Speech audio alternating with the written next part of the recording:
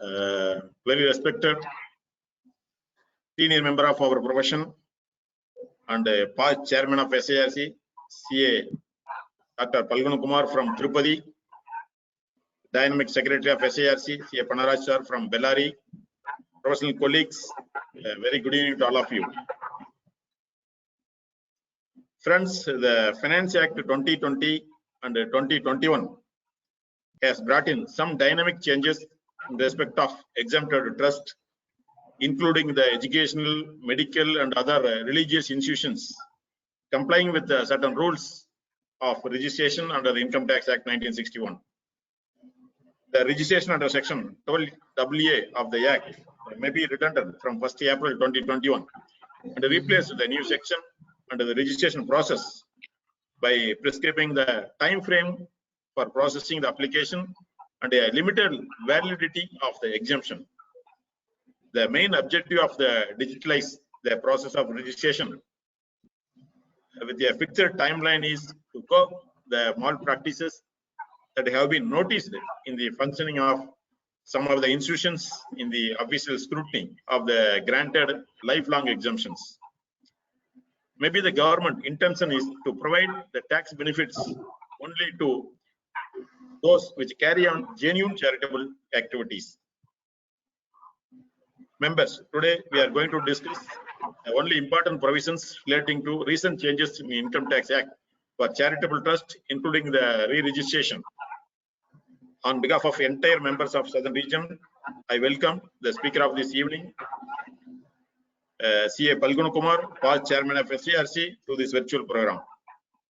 Thank you. Once again, my appreciation to each one of the participants for our overwhelming response for this program and continued support and encouragement to SIRC.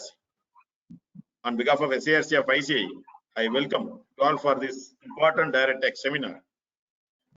With the gracious presence of our today's speaker, the participants will give yet another lively evening session and a feast of knowledge on the respective subjects. On behalf of SIRC of ICAI, I express our sincere thanks and gratitude to the resource persons and well-wisher for the SIRC activities for sparing his valuable time to be here. Friends, already we had the same topic on 1st April 2021 jointly with all the regional councils of ICAI. And we had very impressive session addressed by our tax guru, Dr. Grish Aguja. Due to short notice to the members about the program, many of the members not able to join. Keeping this in our mind, we have organized once again the great speaker for the benefit of members. That too after completion of bank audit assignment by our members. Friends, we SIRC have lined up various programs for next week.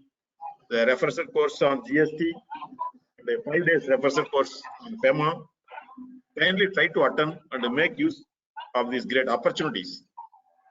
With this, once again, I welcome you all for this great program, and I request the Secretary of SIRC, CA Panaraj sir, to formally introduce the speaker of this evening. Thank you, Chairman sir, for setting the tone for the day's deliberations. And I have great pleasure in introducing our guru. He has rightly pointed out to you, if Girish Ahujaji is guru at national level, or Phalgun sir is at guru at SIRC level. Definitely, he will reach out many members. Seeing the numbers of registration, already 300 have logged in, and that shows the keen interest that the members have in listening to Phalgun sir. So I take this pleasure to introduce Dr. C.A. Phalgun Kumar, who is a fellow member of the Institute of Chartered Accountants of India, and he is a member since 1979. That is, he has completed 42 years of membership, and his family is full of highly qualified persons. His wife is a doctorate in home science and worked as a principal of college at TTD, and he is blessed with 2 children, son and daughter. Both are chartered accountants. Additionally, daughter-in-law also is a chartered accountant who has joined him in his practice. He has qualified himself in MA, MCom, MBA. 3 master's degrees with a BL, visa, and a PhD to his credit. And he is also a company secretary, qualified professional. And he was member of the regional direct taxes advisory committee, and he was appointed to board of studies of various universities. And also he has given nearly 400 technical talks on various topics, CPE seminars, including GST, at least 50 lectures on that. He is serving the society as a trustee and executive member of several charitable institutions at Tirupati.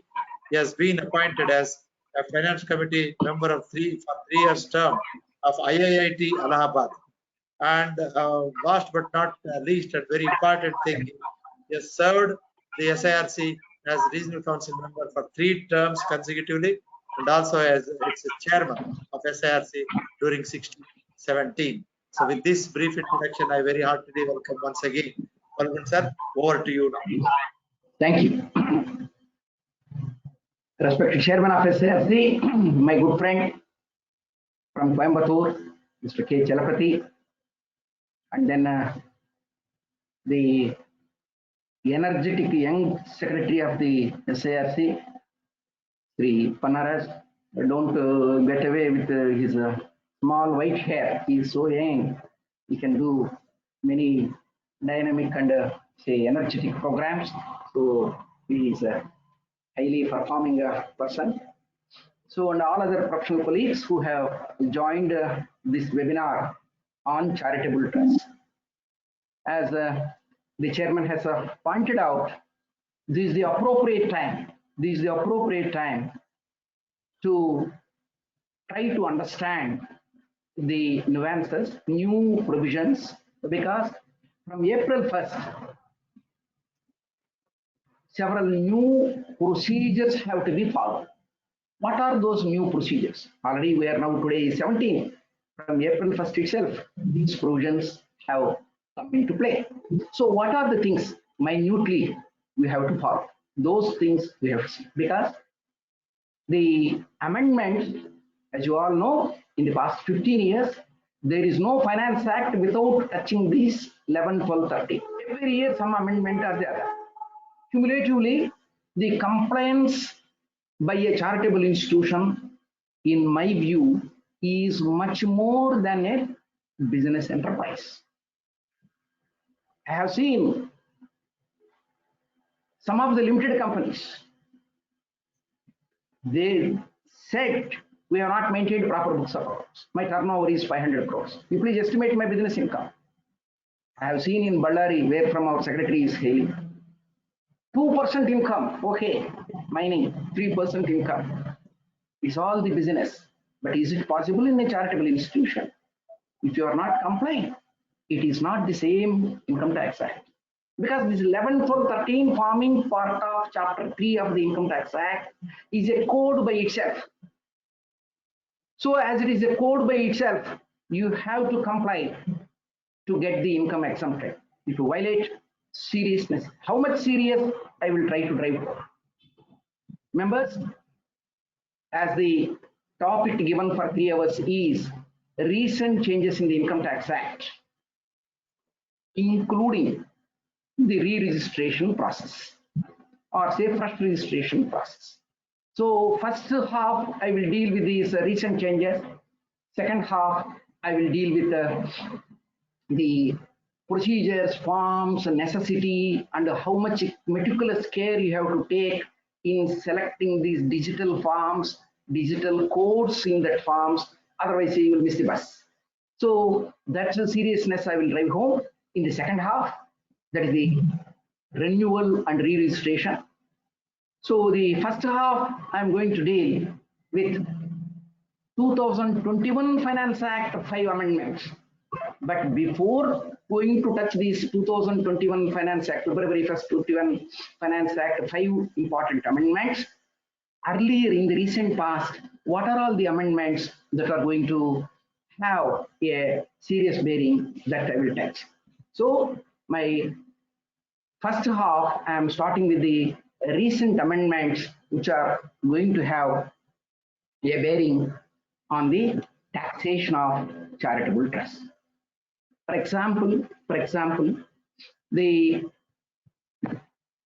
2015-16 Finance Act has amended and introduced a section 11(6), which talks about, in the case of a section 11 exemption, charitable or religious institution, the depreciation shall not be allowed on the cost of the assets whose cost has been claimed as application in the same year or earlier years.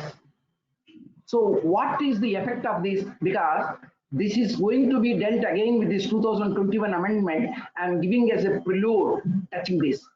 What is that? Because the 11, 12, 13, section 11 says any trust or institution, whether charitable or religious, if it is having income, the income shall be applied. Application of income is criteria, not the expenditure. The application word includes revenue expenditure, capital expenditure also. So if you once claim the capital expenditure as application from your income, again on the capital expenditure, because it is resulting into a capital asset, again in the subsequent years, asking for depreciation will amount to a double deduction. So the amendment has come that once you had claimed the cost of the asset as application, you should not claim the depreciation on the same. This has come into effect from 15-16 assessment year. So the accountant's job and the auditor's job is to keep two portions of the fixed asset schedule. So from that assessment year, on whose cost you have claimed as application, then don't claim the depreciation. Actually, the true and fair you are certifying in the form can be the audit report for 12AA registrations, can be the audit report for 1023C registrations. You are attaching a balance sheet. You are attaching a balance sheet certifying it to be true and fair. So true and fair means on all the assets you have to claim the depreciation, then only the balance sheet will be true and fair, the assets realizable value. So though for the purpose of accountancy you prepare an income and expenditure and balance sheet, for the purpose of computation of income to arrive the taxable income under section 11, after claiming the exemption, what is the taxable income? You have to claim the depreciation as application only on those assets whose cost has not been claimed. On those assets whose cost has been claimed before the amendment or after the amendment, you have to maintain a separate demarcation. If you are not maintaining such demarcation, the wrong claim will be there, thereby it will be one day or other attracting a tax liability. So for the sake of a correct claim of depreciation, actually there are a number of decisions which say depreciation means as it's section 32 depreciation, not necessary, because 32 itself is not applicable. 5 heads of income computation is not applicable, but still depreciation shall be given, they say. So in which circumstances it is going to come, this year Finance Act has got a different bearing on this depreciation. So that point I want to touch before coming to this 21 Finance Act. I am telling you from 15-16 itself, you should have maintained a two sections of fixed assets schedule where depreciation you are going to arrive. Though you charge it, the total depreciation to the income and expenditure account to arrive the true and fair balance sheet, but a depreciation on those assets whose cost has not been claimed only is to be taken as expenditure at part. Sir, Phalguna sir, put mic closer. Come to the close to the mic, sir. Okay. Are you able to hear me now? Yeah. Okay, sir. Okay, are you able to hear me now? Okay. Yes, sir. Okay. So then I am coming to the second point, that is from 1920 assessment year, because of section 11(1) explanation 3, the business head applicable section 40 capital A3 and section 40 small a IA have been made applicable to this computation, that is the application of income. Mutatis mutandis, these are the exact words used in section 11(1). What is the meaning of this from 1920 assessment year? Majority of our members have mistook this. How they mistook this, I will try to explain with some examples also.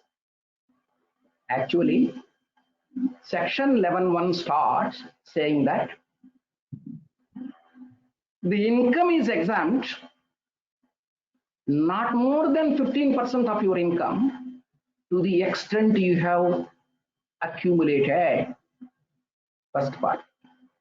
Again, section 11.1 in the next subclasses explains that the income to the extent of a minimum of 85% you should have applied for your objects.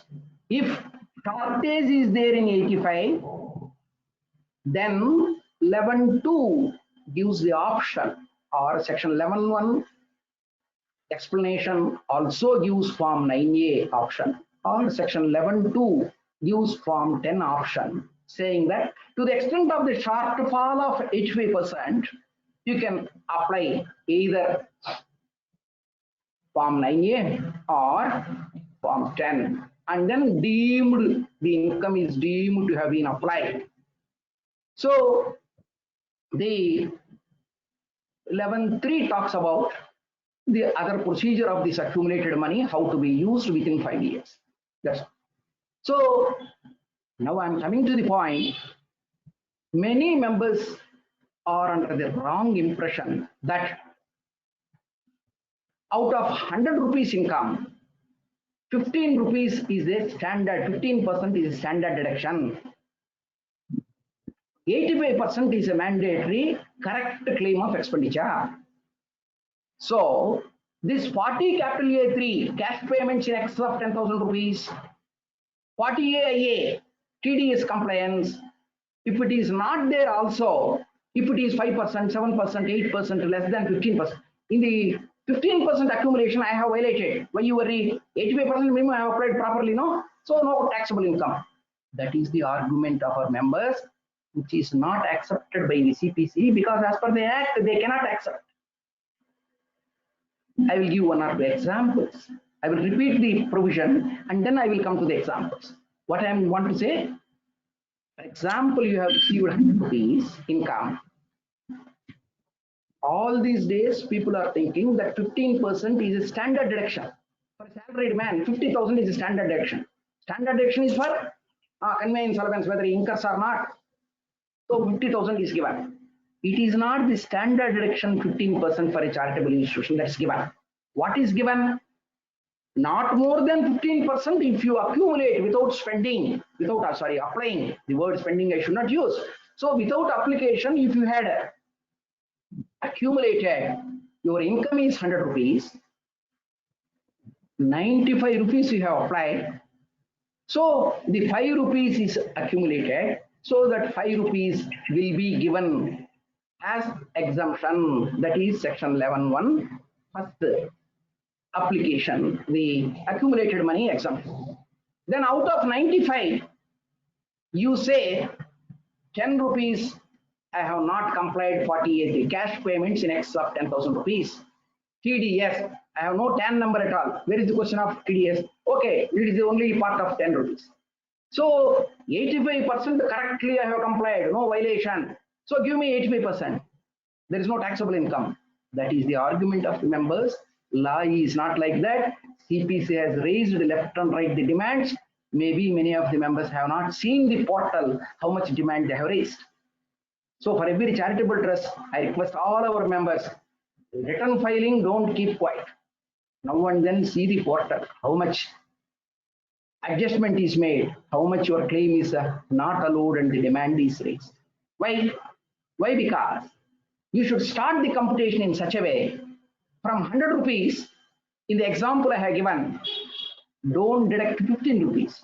You have accumulated only 5 rupees, 95 rupees you have spent. So first deduct 5 rupees only, that is the standard deduction, not 15%, 15 rupees. So after deducting from 100 the 5, 95 income to be applied. What you have applied? 95 you have applied, but violated 40 capital A3 and 40 AE. to the extent of 10 rupees. So 85 only. From 95, if 85 is deducted, 10 rupees is taxable income. So under the wrong impression, people used to claim 15% as a standard deduction, 85% correct, but they will mention in the report, is there a violation? Yes, I have disallowed that. Not the question of you disallow it. You should offer it as taxable income and pay the tax. But maybe for cash payments in the subsequent year, you cannot rectify or say claim it because the section says mutatis mutandis means in the business head, in 1 year, if you are not making the TDS on or before the due date of filing of the return, at least after that, if you are going to comply with these TDS provisions, then automatically in the year in which you comply, then you can claim it as application. So for the second limb of this amendment, for non-compliance of TDS, there may be a possibility of rectification, whereas for cash payments in excess of the 40 capital A3, read with Rule 6DD.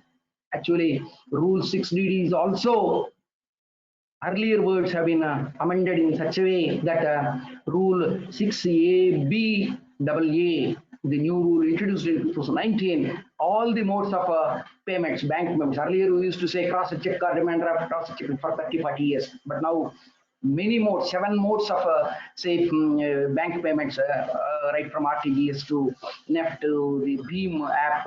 So many things are freshly included in this Rule 6AB AA. So the mode of payment.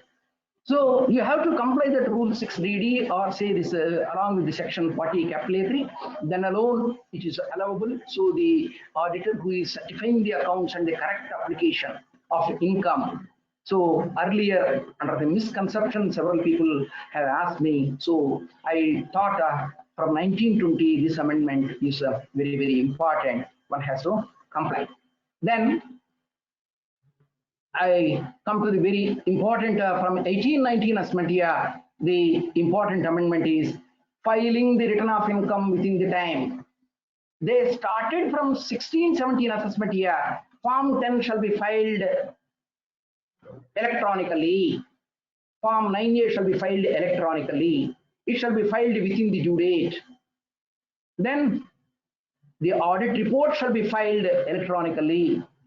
And then the written form shall be filed electronically on or before the due date from 1880. What is that seriousness of that written filing? If for a tax audit, within the due date of the tax audit report and the return to be filed, if you are not able to file, only 271B, the penalty may come or may not come. In the past 5-6 years, not for all the belated tax audit reports filed, returns filed, in my experience, penalty has not been proposed. Even if it is proposed, it was dropped. Now only this year, penalties or penalty notices are coming once again. Only for 2021 penalty notices are coming. Whereas in the case of charitable trust, religious trust, if you are not filing the return within the due date, and if you are filing maybe after the due date, before the close of the assessment year, return is accepted before the close of the assessment year. Maybe from the coming year, by December only, return will be accepted. From January to March, even within the assessment year, return will not be accepted because of this year amendments. So if you are not filing a 12A registered, a 1023C approved institutional return of income within the due date, what are the serious consequences? The serious consequences are your section 11 exemption you cannot claim within the due date. If you are not filing, your section 11 exemption you cannot claim. Section 11 exemption is for the application of income, both revenue expenditure, capital expenditure, you cannot claim. Not only that, section 11 exemption you cannot claim means section 11(1) subclass D says all the specific donations, in general the corpus fund donations, shall be excluded from the income. So section 11 shall not apply means section 11(1)D is also not applicable. That means your capital receipts also will become income along with the revenue income, and no deduction for your revenue expenditure or capital expenditure will be given. How much taxable income? Almost your gross receipts will become the taxable income. If you are not filing the return within the due date, your gross receipts of both revenue nature and capital nature will become the income. So this is the seriousness of filing the return of income. 1819 assessment year. My personal experience, I have been dealing with some cases from some other quarters, not the clients whom regularly I am dealing. I have come to know of these problems. Even for 2021, there are people who have not filed the return of income for this chapter. Even March 31st, but they have missed. So how much grave consequence actually? So this is the important amendment: filing the return of income and filing the audit report to 10B or 10BB within the time. And in case you are not able to apply 85%, filing either Form 9A or Form 10 is also electronically on or before the due date of filing of the return income is very, very important. For that sake, only nearly 6 CBTD circulars have come, right from 2018 to the January 2020. 6 CBT circulars. Maybe electronically they could not comply, condone the delay under 190 section 119 2B. The commissioner has been given the power to condone the delay in filing of the return, to condone the delay in filing of Form 10 or Form 9A, to condone the delay in filing Form 10B. Many should know the procedure and try to avail it. Even if demands are pending as on this date also, please avail the delay condonation procedure, approach the commissioner and try to rectify right from 16, 17 assessment even now. For 16, 17, 17, 18, 18, 19, they said the delay should have been maximum 360 days. No, delay can be more, but after subsequently the delay should not be more than 365 days. That means within at least 1 year you should know what the mistake is. So go to the portal and see. For earlier, even much delay can be condoned by the commissioner. So try to comply. This is also very important. Then I will come to the 2 more earlier amendments, and then I will come back to this 2021 amendments. The 2 more earlier amendments are: number 1, the registration already given 12A registration, 12A registration can be cancelled.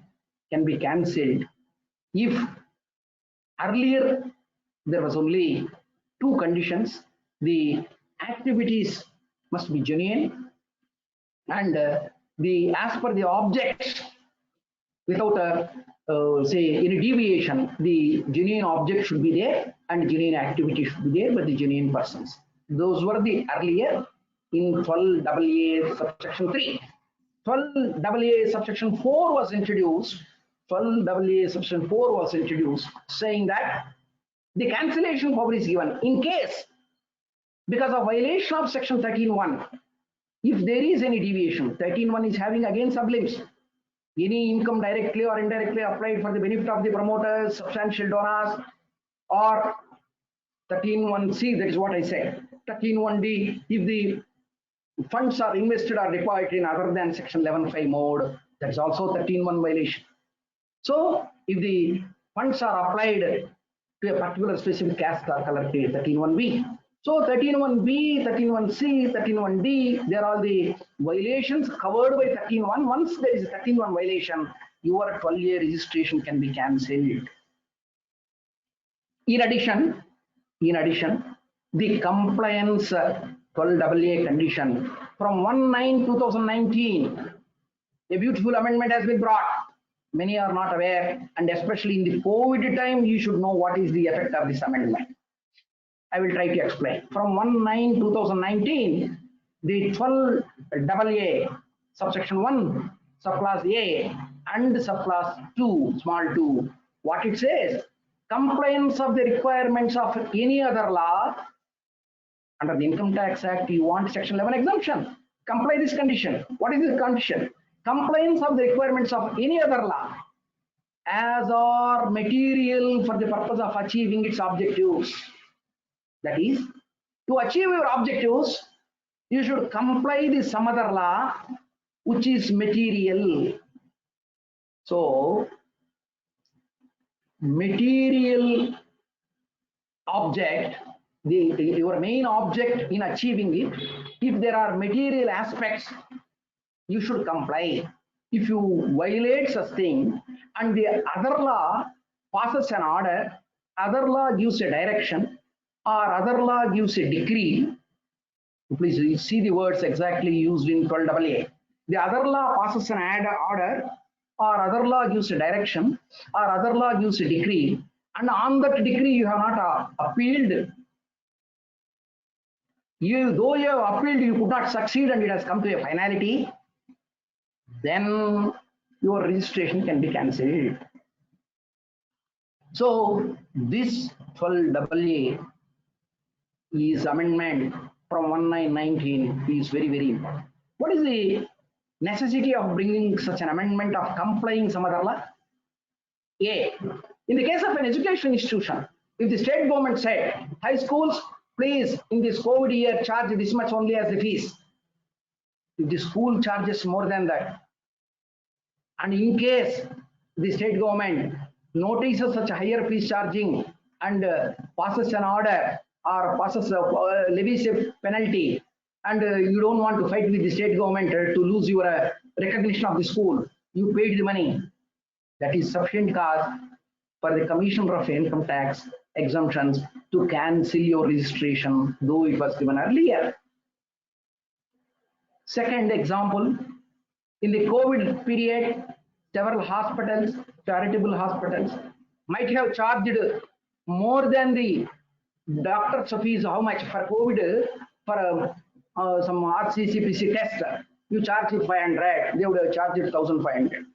The district collector, in my view, has levied some penalties on some of the hospitals who have violated this. This is throughout the country. In big cities also, this is a big problem. I mean, every day you will see, even now in the newspapers, that some hospitals are charging exorbitantly from the COVID patients. State government prescribed the fees, but so someday or other, some inquiry, somebody is complaining, and in achieving your object, the education is your object.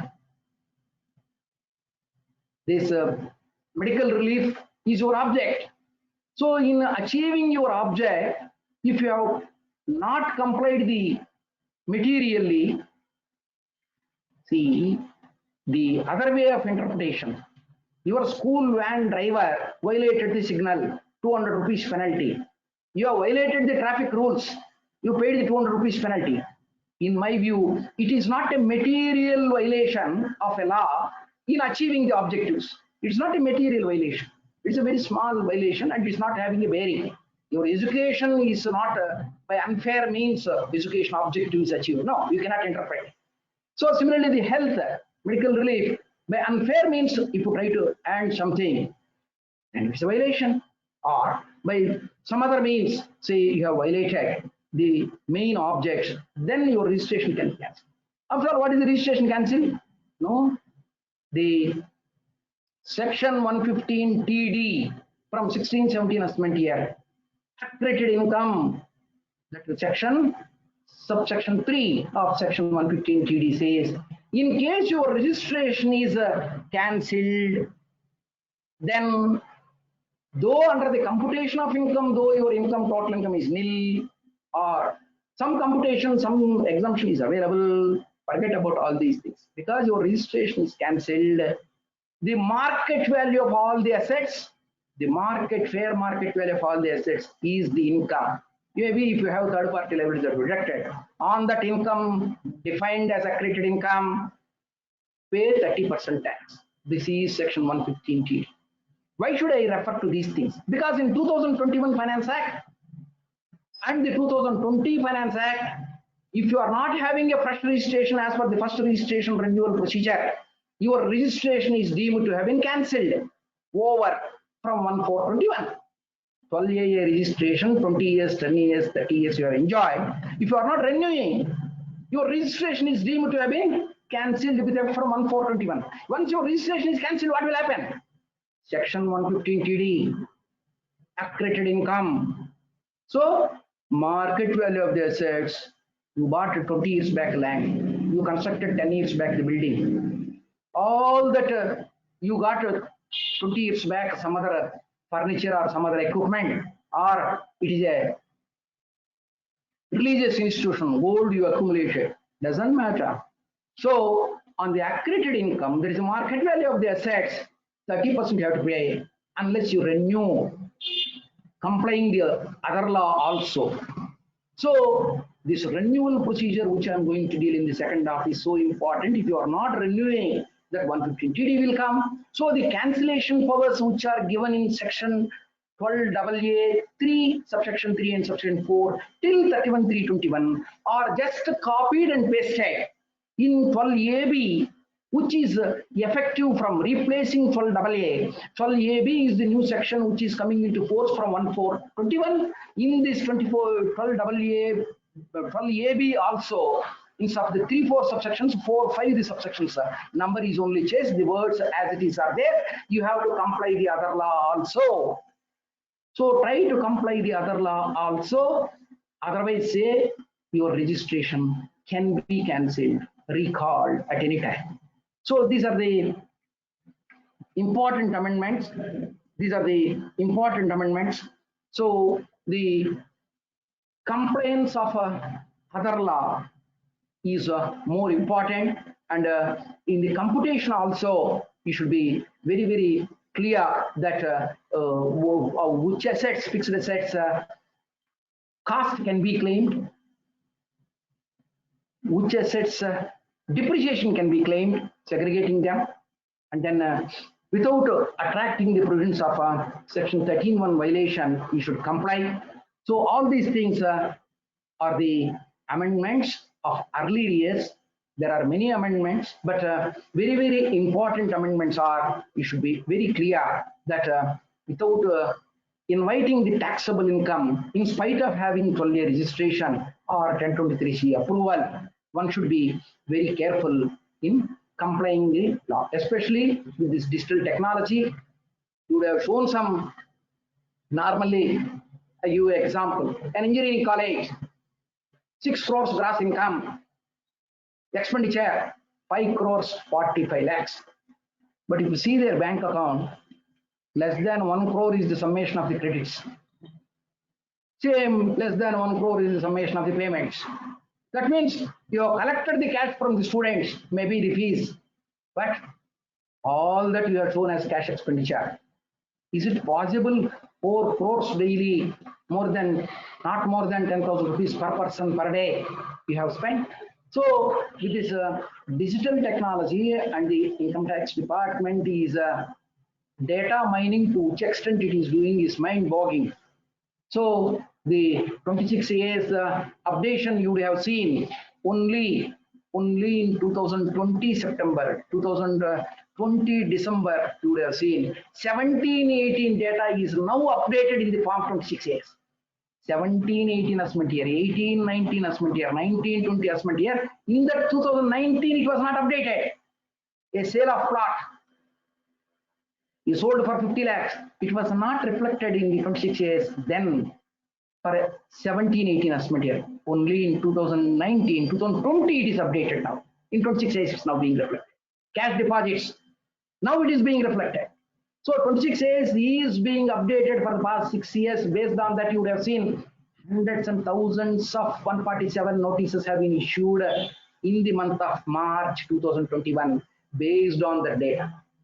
So compliance, data compliance digitally, the technology, the information available with the department is more. Complying, especially in the case of charitable trust, especially avoiding the cash transactions, is very, very important.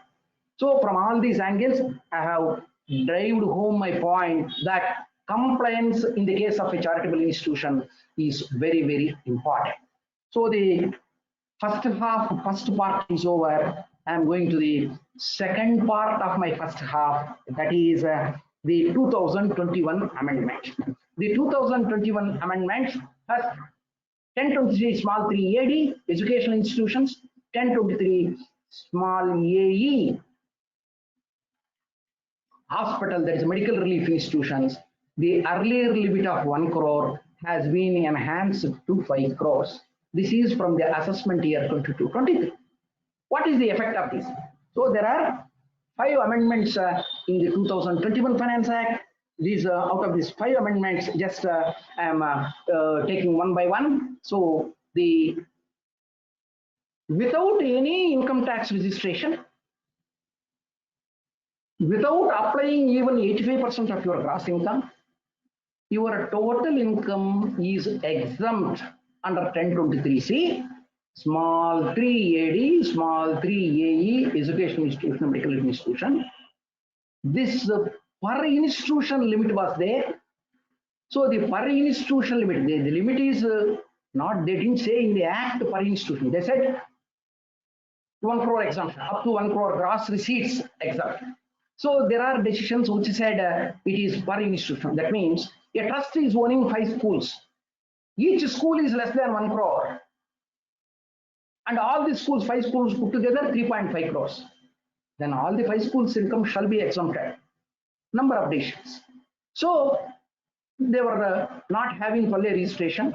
So their gross receipts includes revenue receipts plus capital receipts, totally exempt, because the main object solely existing for education, main object. Okay, income is exempt, don't worry. But now the government has amended in this 2021 Finance Act. No, not per institution, per entity. There is a trust, there is a society or Section 8 company. If all the institutions put together gross receipts, we are enhancing to 5 crores. But what is the legal compliance? Under 139 OC, the return filing is mandatory. They have to file the return. No audit report is also prescribed under the Income Tax Act for such institutions. Maybe your general audit report you can give. So along with because under the Societies Act, auditing is a must. Under Trust Act, auditing is a must because as a trustee, others' money you are dealing. So under the Companies Act, anyhow, auditing is a must. So you choose ITR 7, claim that this 1023 small 3 AD or AE, this thing return filing is necessary without full AE registration or the new without full AB registration or 1023 registration. You can claim the exemption. But in my view, majority of the schools who are below 1 crore itself not complying the other aspects, because if an income tax department official visits such school, such college, such a medical institution and ask them, as per your bylaws, are you maintaining accounts? Are you having board meetings? Are you having the managing committee, executive committee meetings? Then accounts adoption, in the bank accounts, no benefit shall go to individuals. Are you depositing the receipts? Are you spending the money? Are you complying all other things? TDS provisions also will apply to such institution. Have you complied with TDS? So how many violations will be there? So it is better you make them assessees. You try to file the return of income. Don't try to, even though hundreds have not filed the return of income under that shelter. But ask them to comply the law one day or other, because anytime when they come, they can go for the early release also. So try to comply them. So don't be complacent that the 1 crore limit has been enhanced to 5 crores. Thereby, yes, we can ask them to not to come to our office and then or else file the return of income as they like, because 85% application need not be certified. No audit report is prescribed. Don't be that complacent, because the day the income tax people visit, definitely they will prove that the institution is not running as per their own bylaws. Many of the schools are run as proprietary concerns, though they are registered as non-profit organizations, though they get the district education officer recognition for the recognized school. All that positive things which are favorable for them, they will comply. But the compliance of the law from other angles, they would not have renewed their society registration. They would not have filed the annual accounts, the change in the management with the registrar of societies. So they would not have complied the other laws. The non-compliance is the cause inviting forfeiting this exemption, forfeiting this general exemption. They will invite more tax liability. So that is my advice, that try to comply the law. Don't be happy about the exemption given, unconditional exemption given, but try to comply the law. So all the units put together, the limit has been enhanced from 1 crore to 5 crores. So this is the amendment. So then I will go to the second important amendment, that is the corpus fund donations. Members, if you don't mistake me, I will go to the fundamentals of accountancy. The amendment this year is touching the fundamentals of accountancy only, in my view, as a layman's language. Simply, I am telling you. What is the corpus fund donations amendment? What is the old law? What is this year amendment? Ultimately, what is the object of the government? Friends, the accountancy, as we know, total accountancy, double entry bookkeeping system, revenue items, capital items. Revenue receipts, income, revenue expenditure is the expenditure, revenue payments, and then capital receipts, liability side, and capital expenditure assets. These are 4 parts. Because this Chapter 3 in Income Tax Act 11/12/13, including this section 10, total income that is not forming part of the total income. The heading of this chapter 3, incomes that are not forming part of the total income. That is the heading of chapter. So here, the concept is not the expenditure, application of income, as we have already touched. So from your income itself is revenue, no capital receipt is income, all these years. So from your revenue income, if you apply, that means revenue expenditure and capital expenditure, your revenue income, if you see, your income is exempt. That is the sum and substance of section 11. More specifically, 11(1) subclass D said, in case you are having specific donations, specific receipts, nothing but the capital receipts, such receipts shall not form part of this 100 rupees to reckon the 85% application. So they are separate. That's all. They give the exception. So, number of decisions. What are the number of decisions? Till 18-19 assessment year, the 56 to 10 under the head other sources, earlier 56 to 7, individuals achieves only, limited companies to some extent the other source income. Whereas from 18-19 assessment year, the 56 to 10, the other source income, referred to section 12A registration or 1023C. What it says? That unless you have a 12A registration, unless you have an approval under section 1023C, all your receipts, capital receipts, if it is cash, sum total of 50,000, in kind, without consideration, more than 50,000. So all such a capital receipts also are other source income. So up to 31/3/2017, without 12A registration, for example, 10 of you who are all pious people, started a religious institution, a temple, a church, donated your money, and all of you, 10 of you, each contributed say 20 lakhs each, 2 crores. You bought the land, you constructed the temple, church, and some people have donated the gold articles also without 12A. Now, after forming the temple, people have come to you, sir, shall we, without 12A registration, we have done all these things. Now, shall we apply? Don't worry, up to 31/3/17, it was don't worry, is all right. But after 1/4/17, from the assessment year 18-19, all the capital receipts is equal to income because you are not having 12A registration or 1023C approval. So the capital receipts are given a blanket exemption, and that is being misused even in case of 12A registered institutions or 1023C institutions. That's why this year amendment has come saying that in case of such capital receipts, comply the 2 things, then it is all right. If you are not complying these 2 things, then it will become taxable. What are the 2 things? The moment you receive the specific receipts, corpus fund donations, let's say, you have to maintain them specifically, maintained specifically. What is the 2 words maintained specifically in this 2021 Finance Act used for these corpus fund donations? You have to, they have not defined maintained specifically. I try to give you the importance of that. That means once you receive a corpus fund donation, A, you keep the money in section 11(5) modes only. Specifically maintain. What is that specifically maintain? In your balance sheet, in the accountancy, you show them as a corpus fund separately. And the asset side also relating to it, that money you keep in 11(5) mode and say, don't mix it with your ordinary money.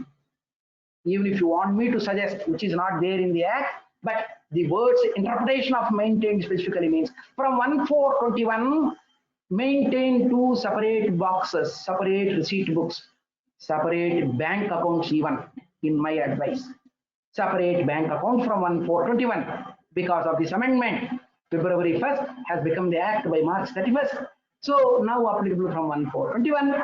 So to comply the law, to get the exemption for this corpus fund donation, earlier is different. You mixed the corpus fund donations also in the same bank account. You use it for revenue expenditure, use it for capital expenditure.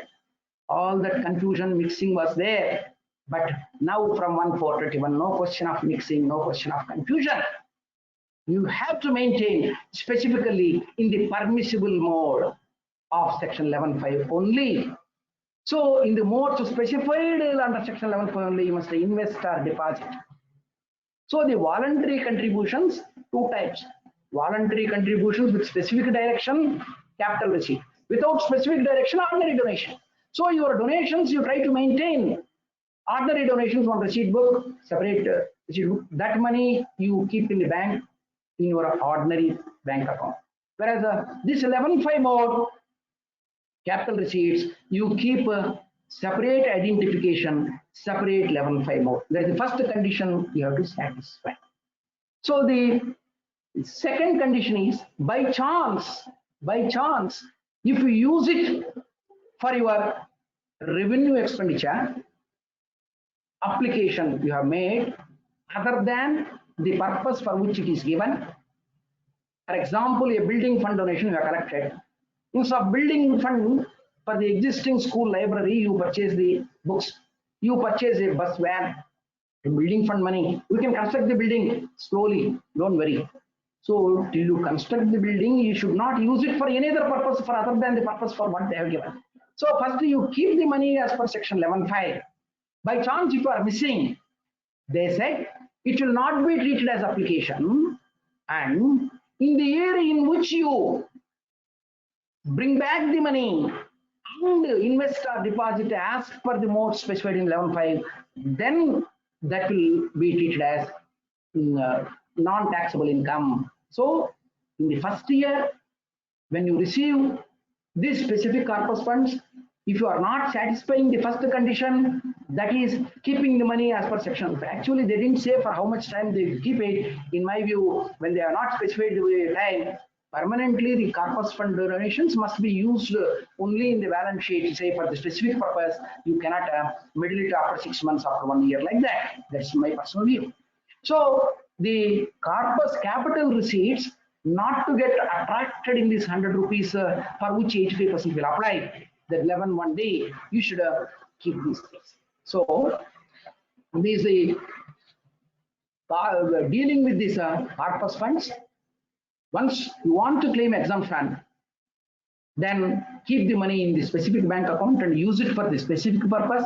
By chance, if you are using it for ordinary purposes, then the exemption will not be available. The exemption will be available for such corpus funds only when you bring back from your income such money and again go to this section 11(5) mode of investments, then only you can claim exemption for this specific corpus funds. Actually, the earlier amendment, I should make a passing reference here. What is the earlier amendment? If one institution enjoying section 12A registration, section 11 exemption, and then charge 1023C, if from its income it donates to another institution having 12A or 1023C recognition also, now the 12A also. For the other institutions corpus fund, if you are donating, For the donor, it will not be treated as application. So this is there in section 11.1, explanation 4, small one.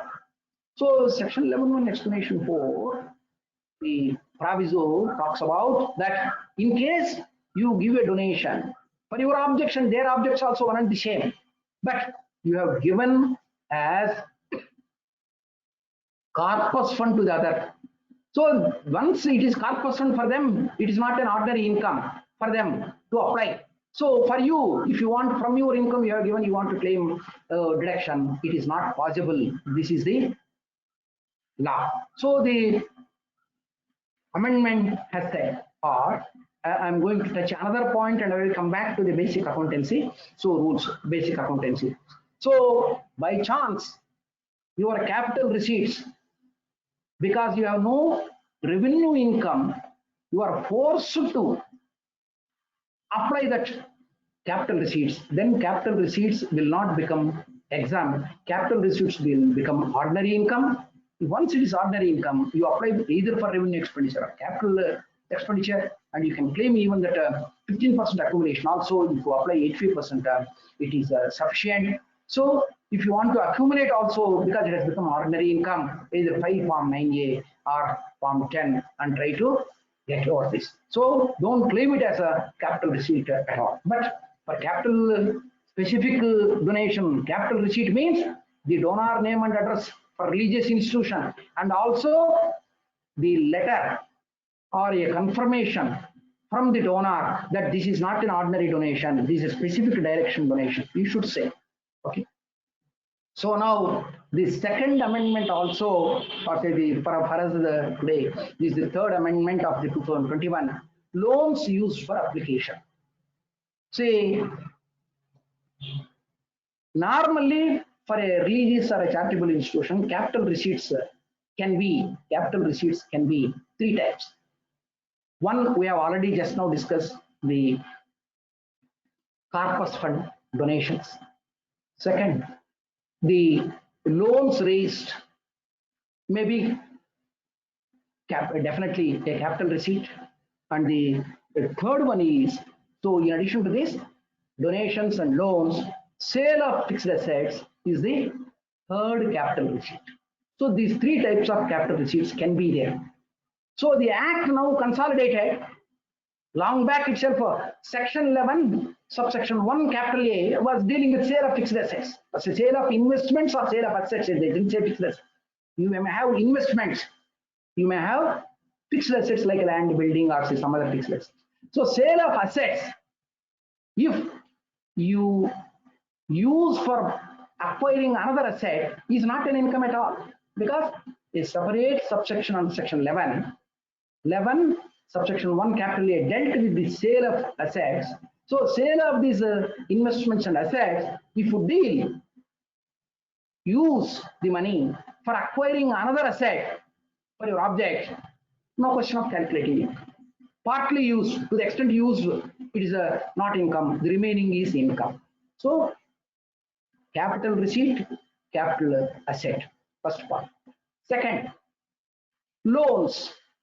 If you raise loan and then acquire some, for example, an engineering college, the promoters of a trust or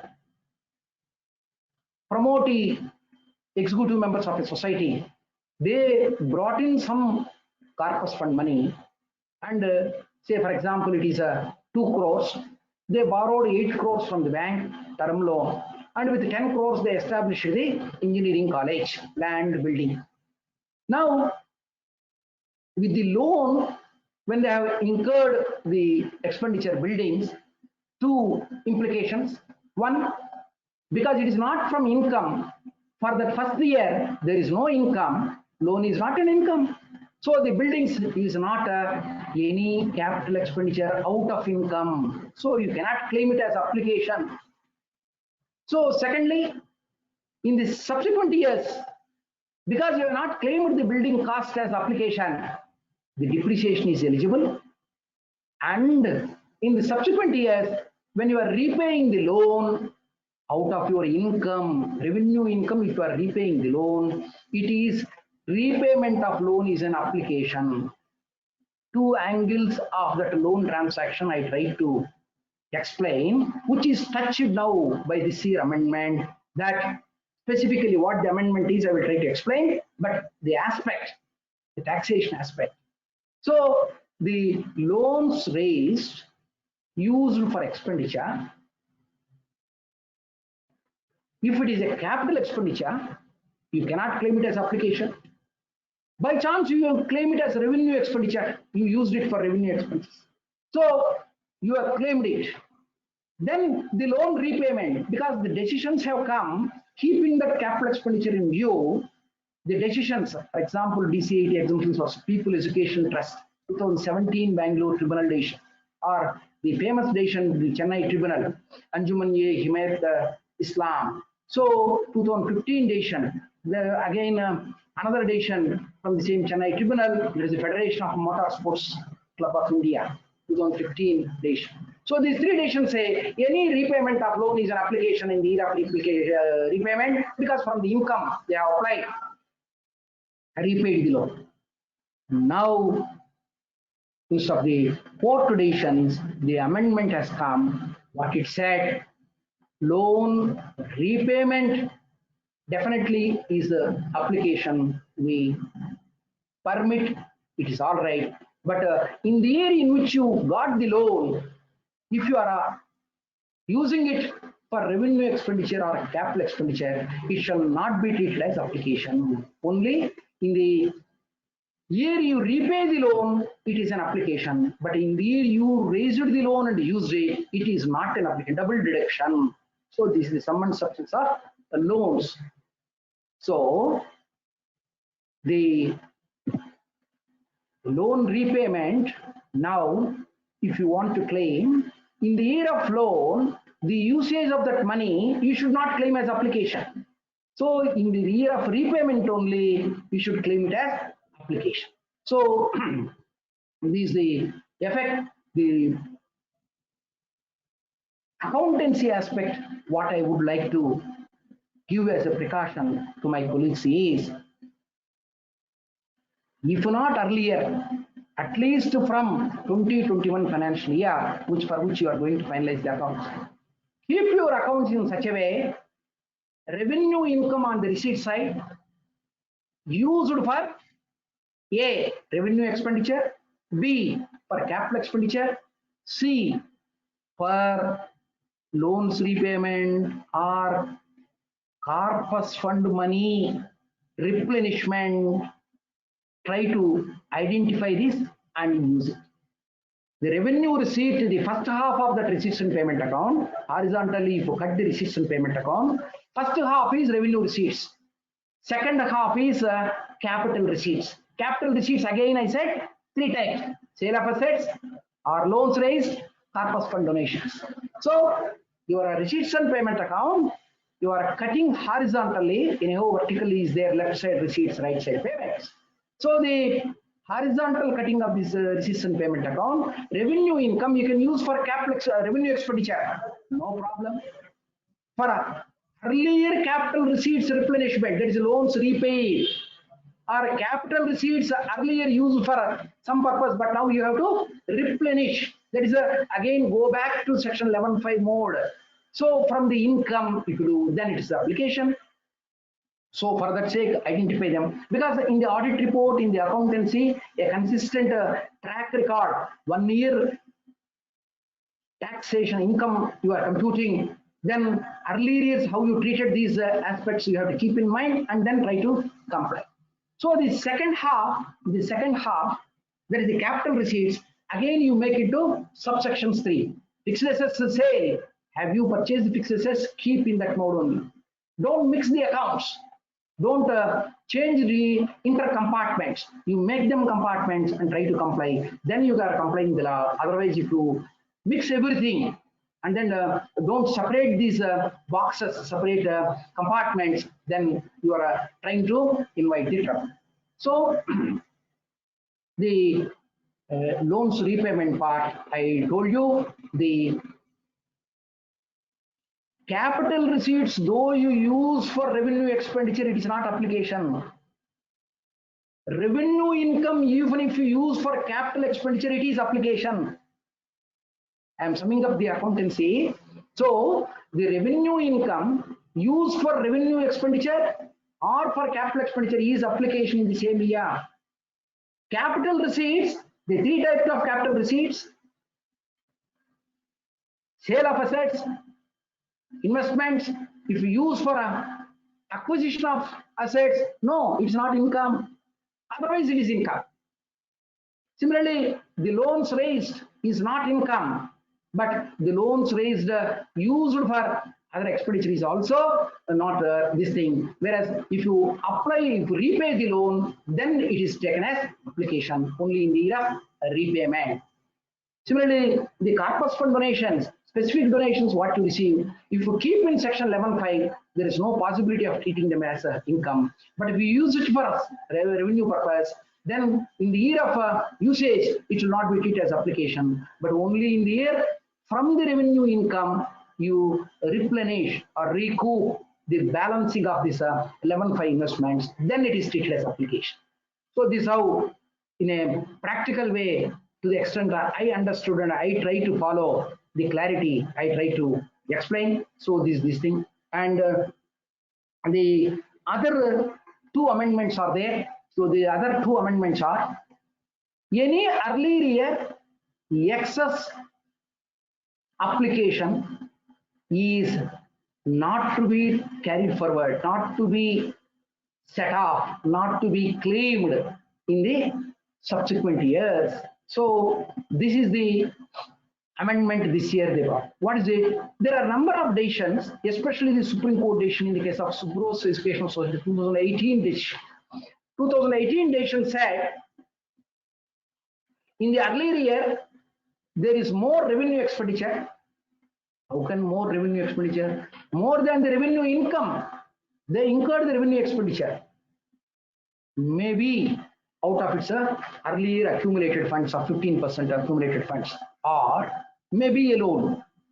So the earlier excess expenditure may be revenue expenditure, or in some decisions, for example, CIT versus Rajasthan and Gujarat Charitable Foundation. This is also 2018 decision. This is also 2018 decision. CIT versus Rajasthan and Gujarat Charitable Foundation. The 89taxman.com 127 Supreme Court decision. They said the earlier year the excess expenditure is nothing but the depreciation, on account of depreciation, eligible depreciation, your income is less and your application is more. Then in the subsequent year, that depreciation can be set off, just like our business section 32.5. So that decision has come in 2018. So the government said put a full stop. In case you are incurring any excess expenditure of earlier year, it cannot be set off, or it cannot be claimed as a deduction, or it cannot be claimed as an allowance in the subsequent year. So the three words they have used. Because if simply say the earlier year excess application, so many people may again find some loophole. In the drafting, they have taken the care that any earlier year's excess expenditure or deduction eligible or allowance, depreciation is not an expenditure, depreciation is allowance. They use specific words because of the decisions. So the earlier years carry forward excess cannot be set off in the subsequent years. This amendment is from the assessment year 21-22. So for the financial year 2021 also, this amendment, because it is a defect in the law which people are taking as an advantage. So they have put a full stop from 21-22 assessment year. So this is the thing. And then the other amendment, for important amendment, is with respect to ATG. What is the ATG amendment? The ATG amendment is, earlier, if the ATG receipt is there in the hands of the donor, in the computation of total income, giving the donee's PAN number with this ATG receipt on hand, you can claim deduction. Now the ATG amendment is, your receipt, as in the past, On the day you gave the money, what the receipt you get is not the receipt that is going to make you eligible for ATG deduction. The ATG deduction, only just like Form 16, you have to download the Form 10B, 10BE. 10BE is the form which you have to download, just like your Form 16.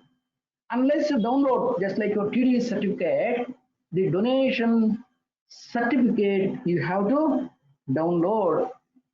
Who must enable you? Who should enable you to get that form? Then the ATG itself is having now the amendment that it is the duty of the recipient who is having ATG to have the ATG approval, to upload the donations received in 10BD is the form. In 10BD is the form. So in that form, there are specific rows and columns. Try to comply them. The 10BD should be uploaded. It is an annual statement. You can upload on or before 31st May of the succeeding previous year or forming part of the assessment year. For example, this is come into the financial year 21-22. So by 22 May 31st, the donees should upload the donor's details, donor's name and address, donor's ID, and the mode of borrowal, mode of donation receipt. That mode also is having 3 codes. What are the code numbers we have to give? Is it a specific donation? Is it a general donation? In cash or in kind? You have to mention. And in kind, by chance, a wife and husband will give grass to a goshala. They went to the goshala. Cows are to be fed by grass. 1 lorry load of grass they have donated. The donee asks, in whose name shall I give you the acknowledgement that 1 lorry load of grass I have received? The wife and husband will say, you write both the names. Because if I as husband dominate and say my name only, my Mrs. may try to scold me. I am not the donor. You are only the donor who want to get punya. So write. Then this 10BD form, see the instructions below the 10BD. It says, in case you received some donation, the value is there. 2 donors are there for that value. Then proportionately you give the creditor. My PAN number is different from my wife's PAN number, naturally.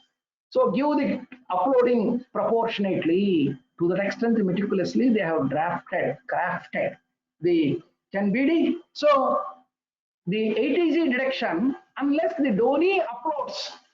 So is it possible after the close of the year to upload like a big Anadana trust? You are having so many Anadana trusts nowadays throughout the country. They receive every day from 100 people, 200 people. So they allowed in such a way that 10BD can be multiple times uploading. Monthly you upload, every day you upload, but 1 year it gets consolidated. Then how it gets consolidated? A person every month gives 100 rupees, 10,000 rupees. From he is having salary of 1 lakh, every month from salary he gives 10,000 rupees donation. Then same person, same type of donation, because donation types codes are given. So in the second part actually I am touching now, because the amendments in ATG is the donee should from April 1st, 2021 maintain the 10BD records with relation to donors. Then only he can comply with that. So that is the ATG amendment. Then only after uploading all these things, the system will enable, the income tax website will enable you to download 10B, that is the certificate for each donor. Based on that certificate only, the donor can claim ATG deduction. This is a very procedural substantial amendment last year Finance Act has brought, but actually made effective from now only because of the COVID, and the forms have not been, routes have not been specified. Actually, there is 11 AA rule which is only now amended to bring into effect this ATG amendments.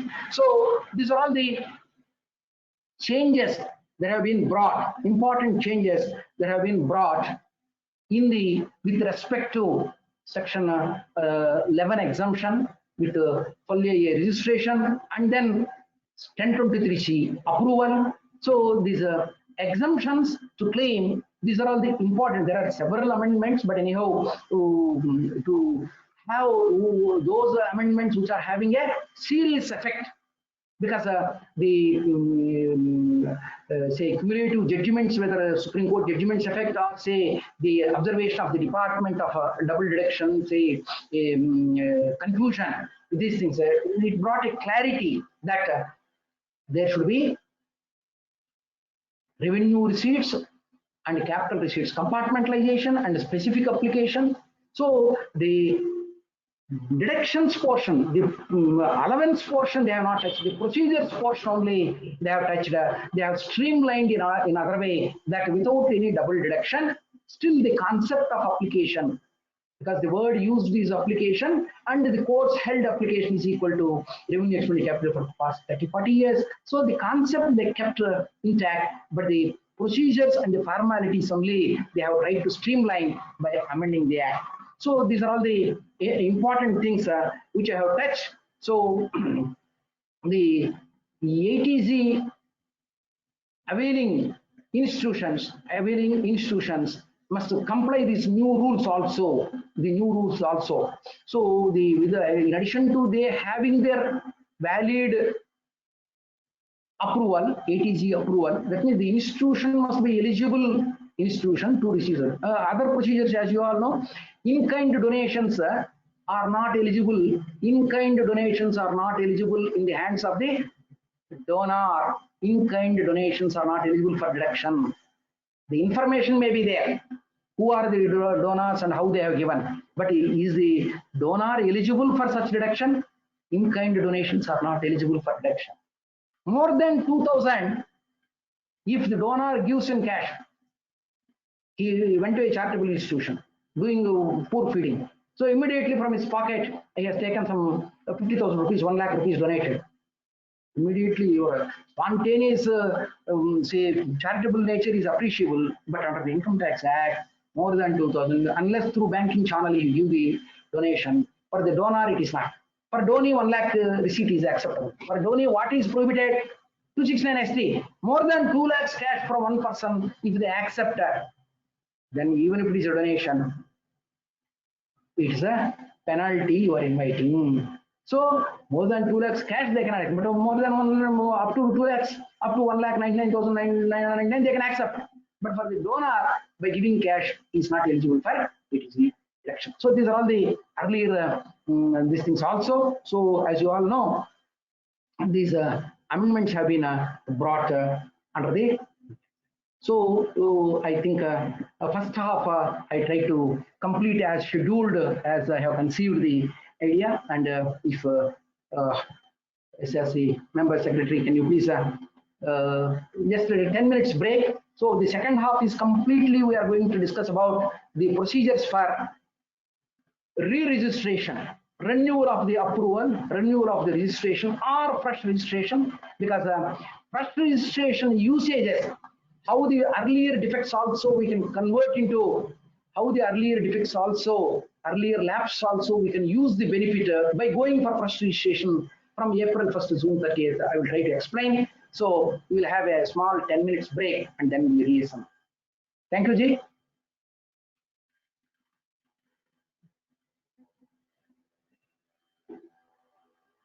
Hello. Yes, sir. You have muted me, so I could not speak. Yes, sir. Sir, 10 minutes break, sir. You can Yes, enjoy coffee at your room. Up to 7:30 we will have the second session. Then we try to have question answers. Number of question answers we will try to answer up to 8 o'clock. Up to 8 o'clock, number of question answers. Members should feel comfortable that say number of questions we will try to have clarity and then application. Thank you. Yes, sir. Yes. Thank you, sir. Thank you, sir. Please enjoy coffee at your home, sir. You are your own host. We are not. Okay. We can't do it. Thank you, sir. Thanks.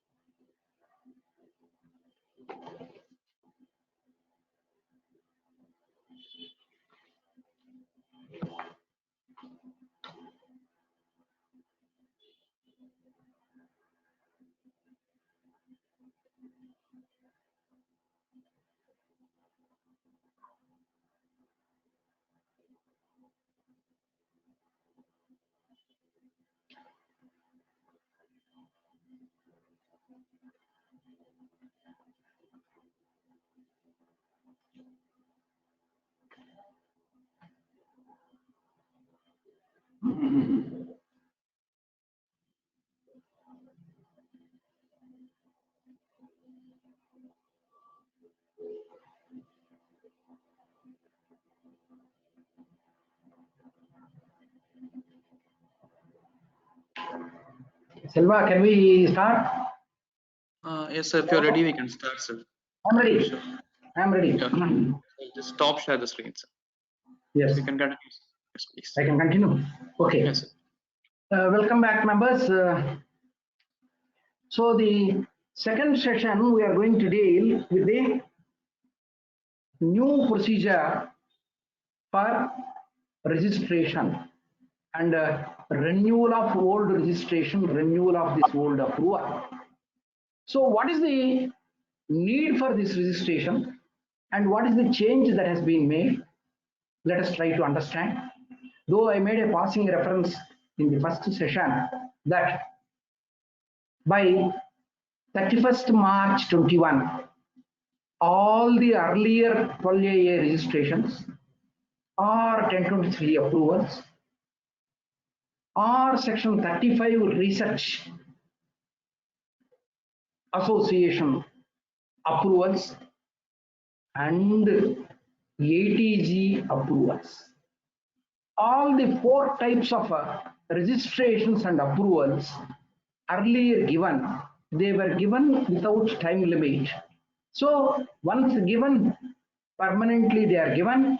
So now the government thought no question of permanent registration or approval. So now in general 5 years is the time limit. Again you have to renew.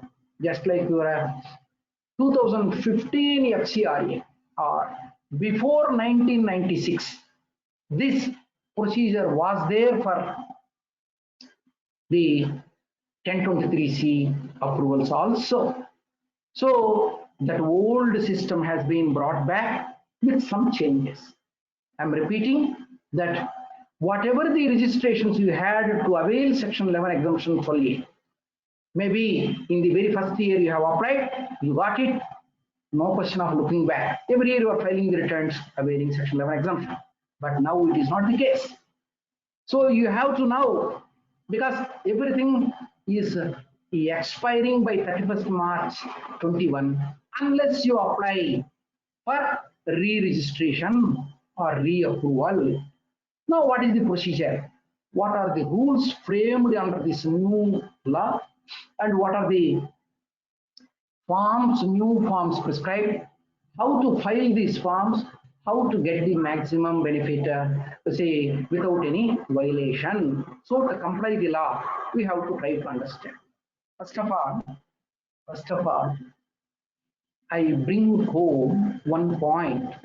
In 2014, in section 12 capital A, subsection 2, there was only one proviso, 3 provisos were added.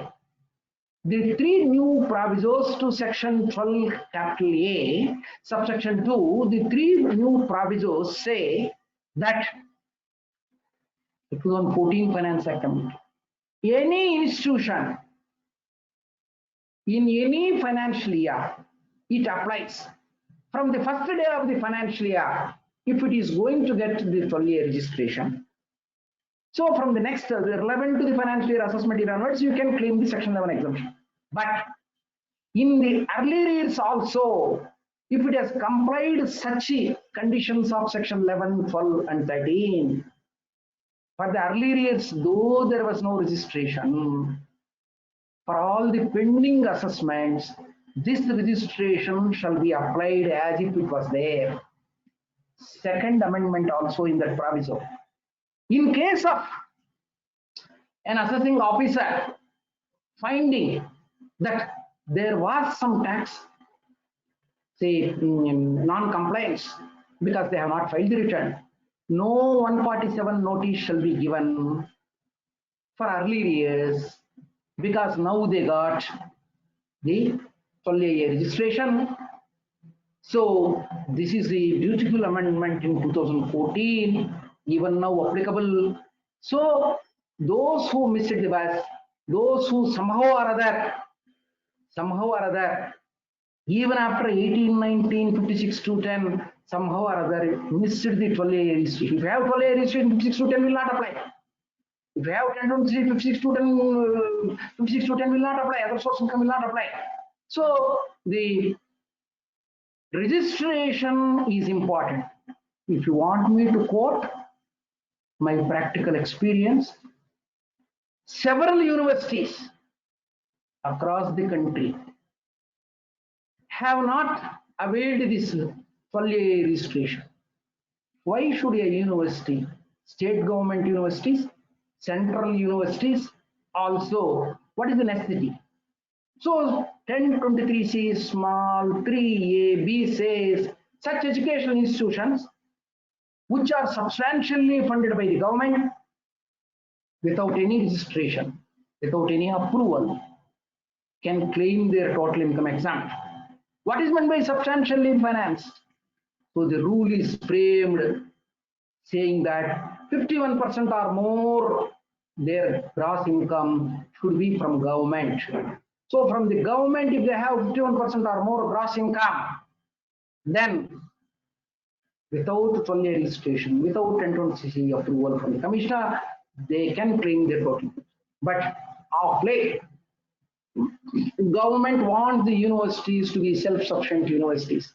Just like in America, funding by the government is least for all the American universities. They have to generate their own funds. So self-sufficiency programs. So self-income generating programs, the courses are not subsidized by the government, UGC grants will not be there. So they collect the fees. Such a collection of fees, such other income, like from your deposits, interest income, if it is more than 51%, then unless you have either 1023C small 4 as a charitable institute, CA institute for the past 30-40 years is enjoying 1023C small 4. So either you come under that small 4, that is a public institution for charitable cause, or specifically as an education 1023C small 6, you come, then alone your income is exempt. So several universities have not obtained this registration. At least now they should obtain.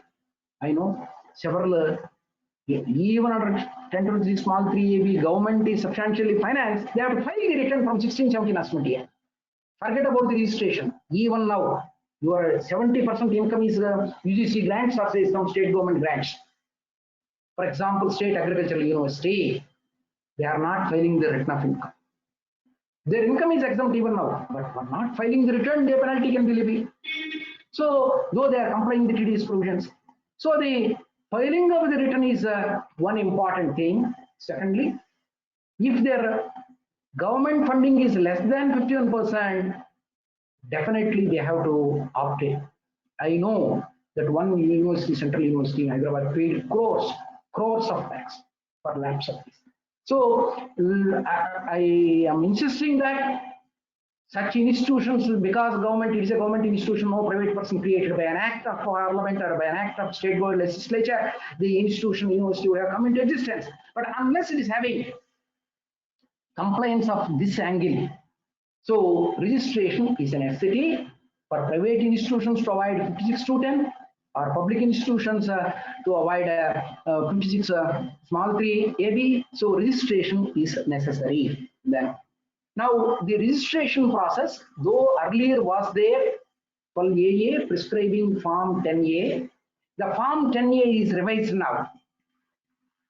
Earlier for 1023C you are using a 56D. That is removed, 56D is removed.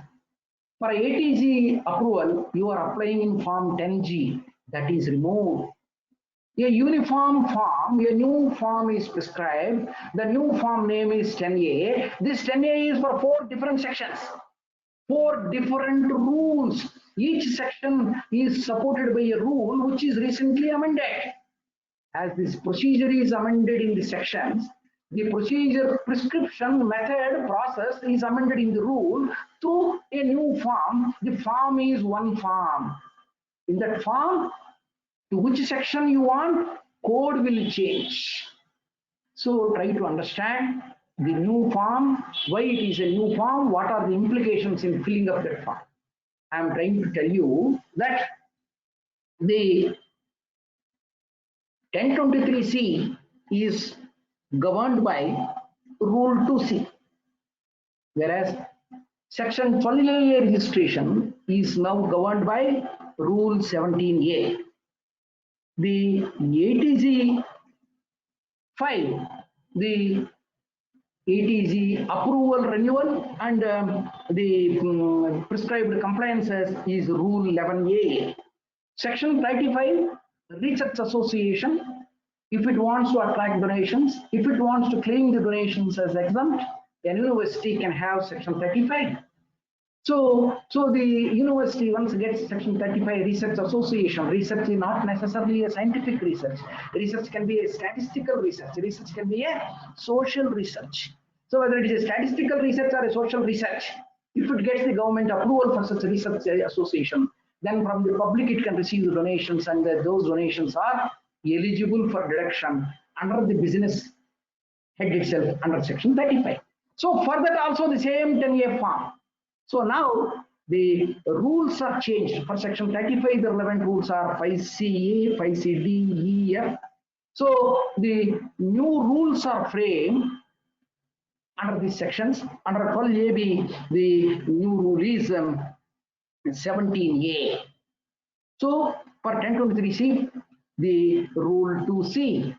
So these rules, new rules are changed, but the form is one and the same. In the form, in these rows, in this form, in these rows, codes are to be selected. By selecting a proper code only, you are getting the proper registration, proper approval. Now slowly try to understand the registration process. What the registration process? The registration process says, now the old registration is coming to an end because of this amendment in the statute, and the new registration, for example, we'll go to 1023C first. You are already having 1023C4 as a national level charitable institution like CA Institute, or 1023C5, a TTD like a religious institution, national level institution. TTD was enjoying 1023C5. Now it's a different thing. So the 1023C6, an education institution having more than 1 crore receipts earlier. So they were coming under 1023C6. Next, the 1023C6A, a medical relief institution having more than 1 crore. So the 1023C is having 4 types of subclasses, 4 types of approvals. So this 1023C is now covered by Rule 2C. If you are already having a registration under 1023C, now you must use Form 10A. The 10A is online form. You can, for the sake of format, you can download, but it is not an attachment. You have to fill it up online. So the Form 10A is the same form, same rows, either for 1023C, old registration, old approval being getting reapproved, Section 12A registration to avail Section 11 exemption. You might have got it 10 years back, 20 years back, 1 year back, 5 years back. So you have to apply Form 10A. So the Form 10A is either for 1023C or for Section 11 exemption Rule 17A, or for ATG you are having earlier. For ATG also you must get again a fresh approval. That is nothing but the old approval being registered. So for that Rule 11AA is there. And then for that also Form 10. For 35 also Form 10, but the rule is Rule 5CA is new. So the Form 10A is for A. Already up to 31st March 21 you are having a registration which you are asking for renewal. Form 10A again is to be used though you are not having up to 31st March 21, any registration under 12AA or approval under 1023 CR 80 GR 35, fresh you want now, you want to apply fresh now. So then also Form 10A. But what is the difference between these two? If already you are having 12AA registration, in this Form 10A, there is a particular column, row, it asks you, are you having registration under Income Tax Act? If it is so, which authority it has given? That number, that date, that copy, please encode, self-certified copy. Then, without asking you questions, the portal will give you the renewal of registration. So the first part I am telling you, if you are already enjoying, based on your declaration, self-certification, filling up the columns properly, selecting the code properly. What is that code? I will shortly explain. So you are already having 12A registration, 1023C approval, 80G approval, 35 recognition approval.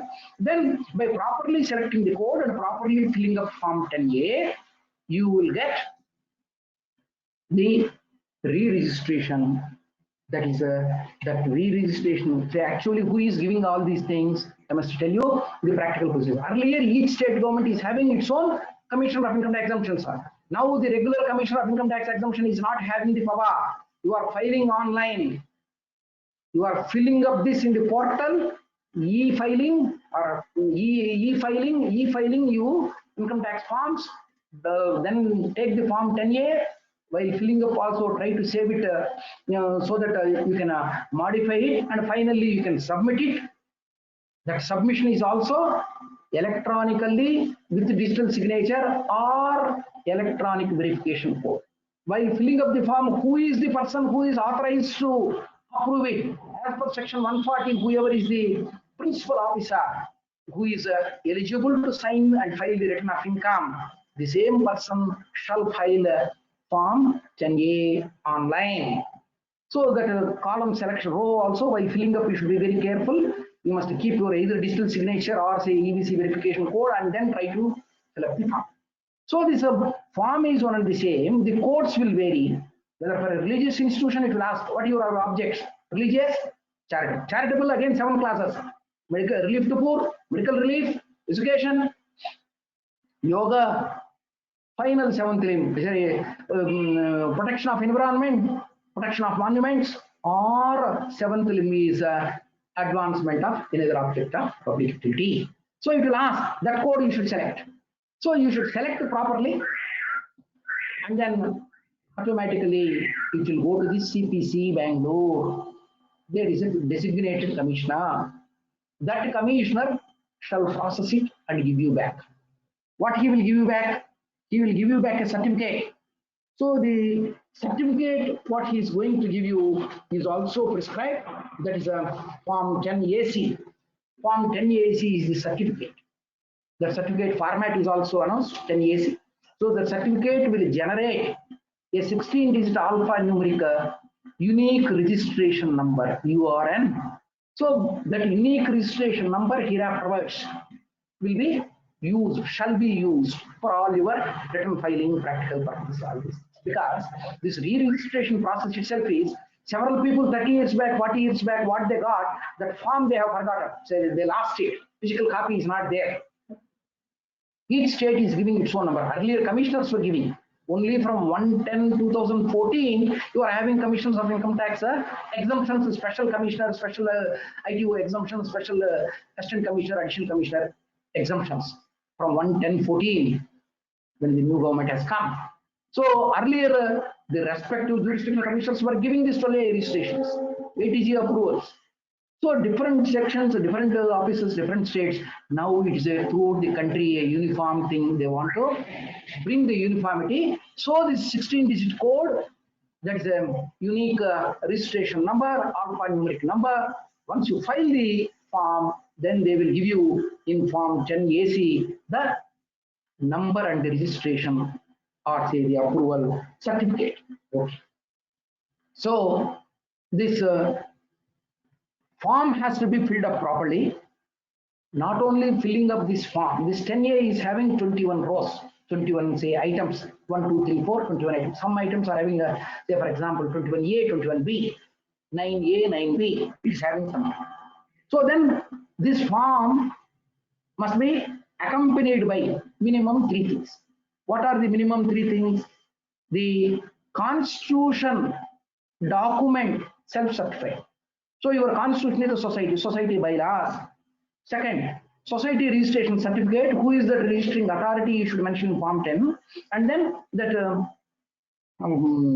certificate copy also self-certified. And you are having earlier 12A registration. That certificate copy. If it is a ATG, you should accompany by ATG certificate copy.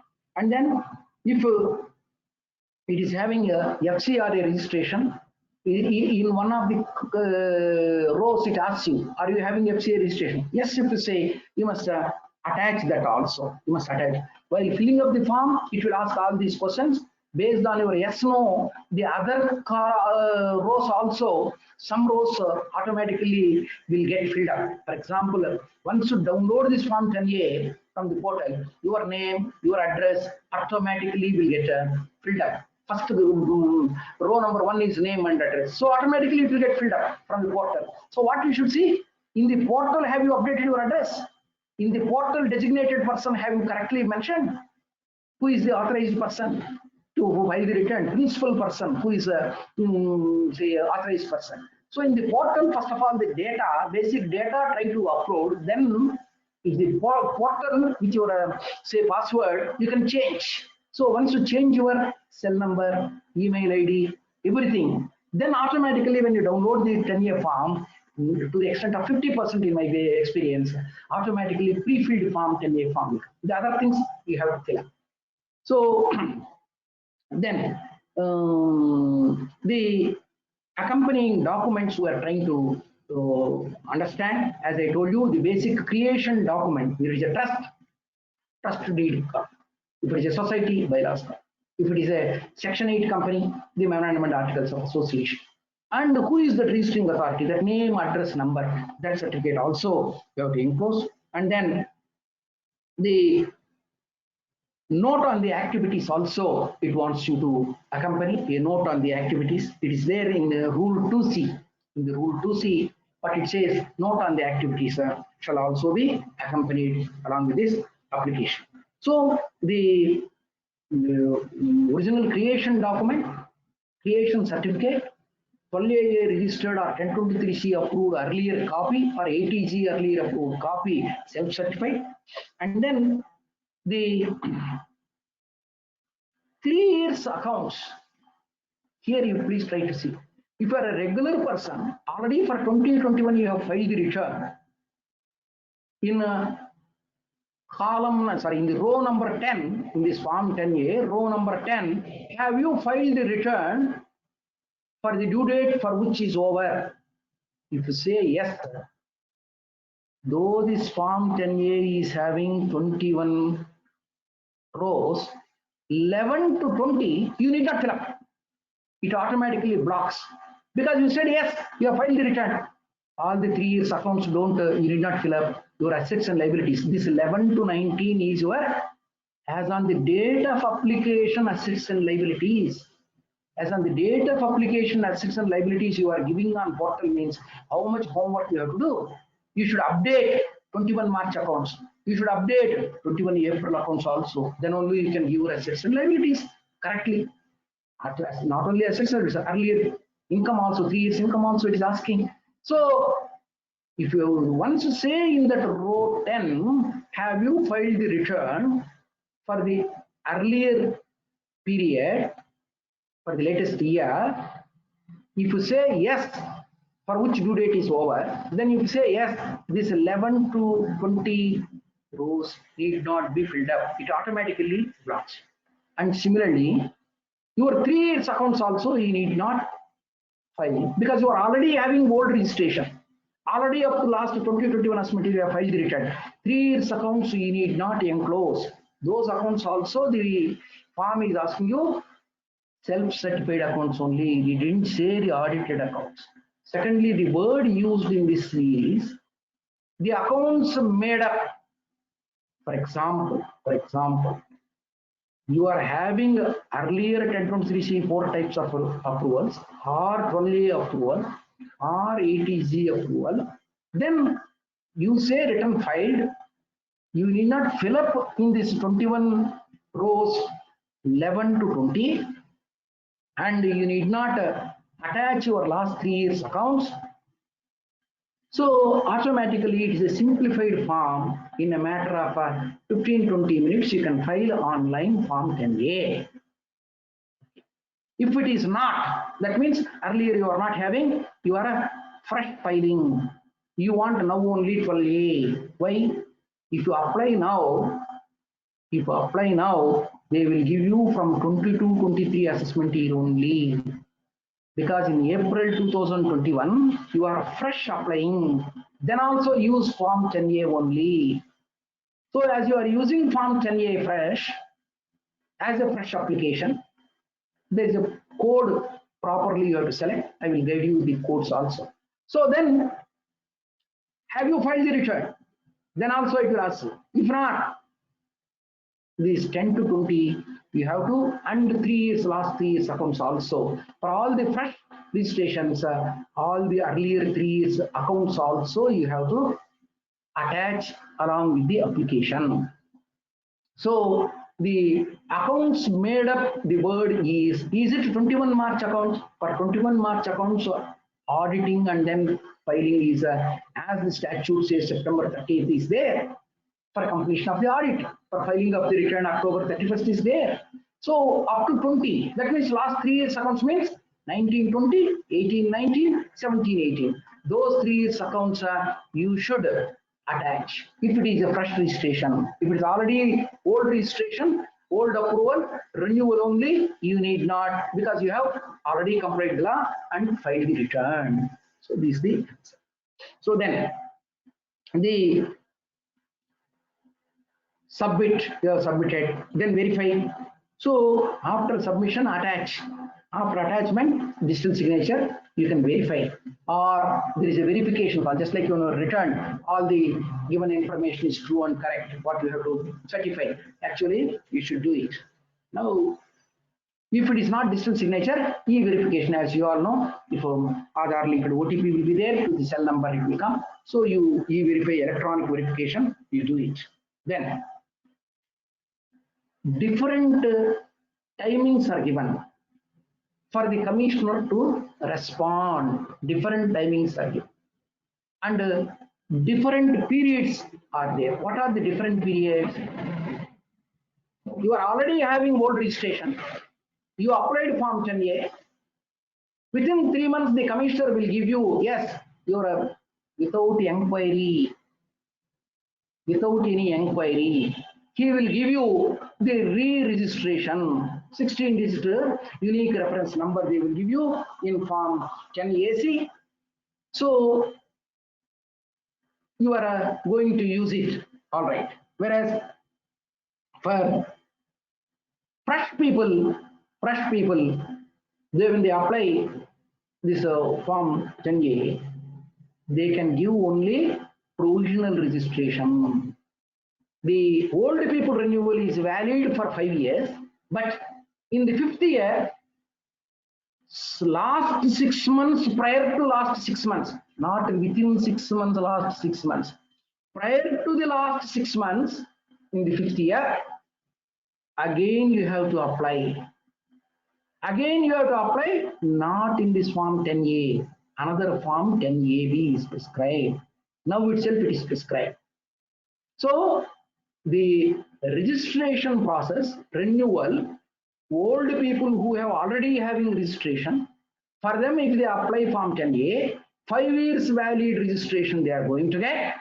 And in the last year, prior to 6 months, that the expiry period, prior to 6 months, you have to apply in form 10AB. Now you are applying form 10A, 21 rows, form 10AB, 27 rows. So in form 10AB, you have to apply, and then again they will give you for 5 years. This is prescribed in the Act, prescribed in the rules, and form also. So the two forms are available, 10A and 10AB.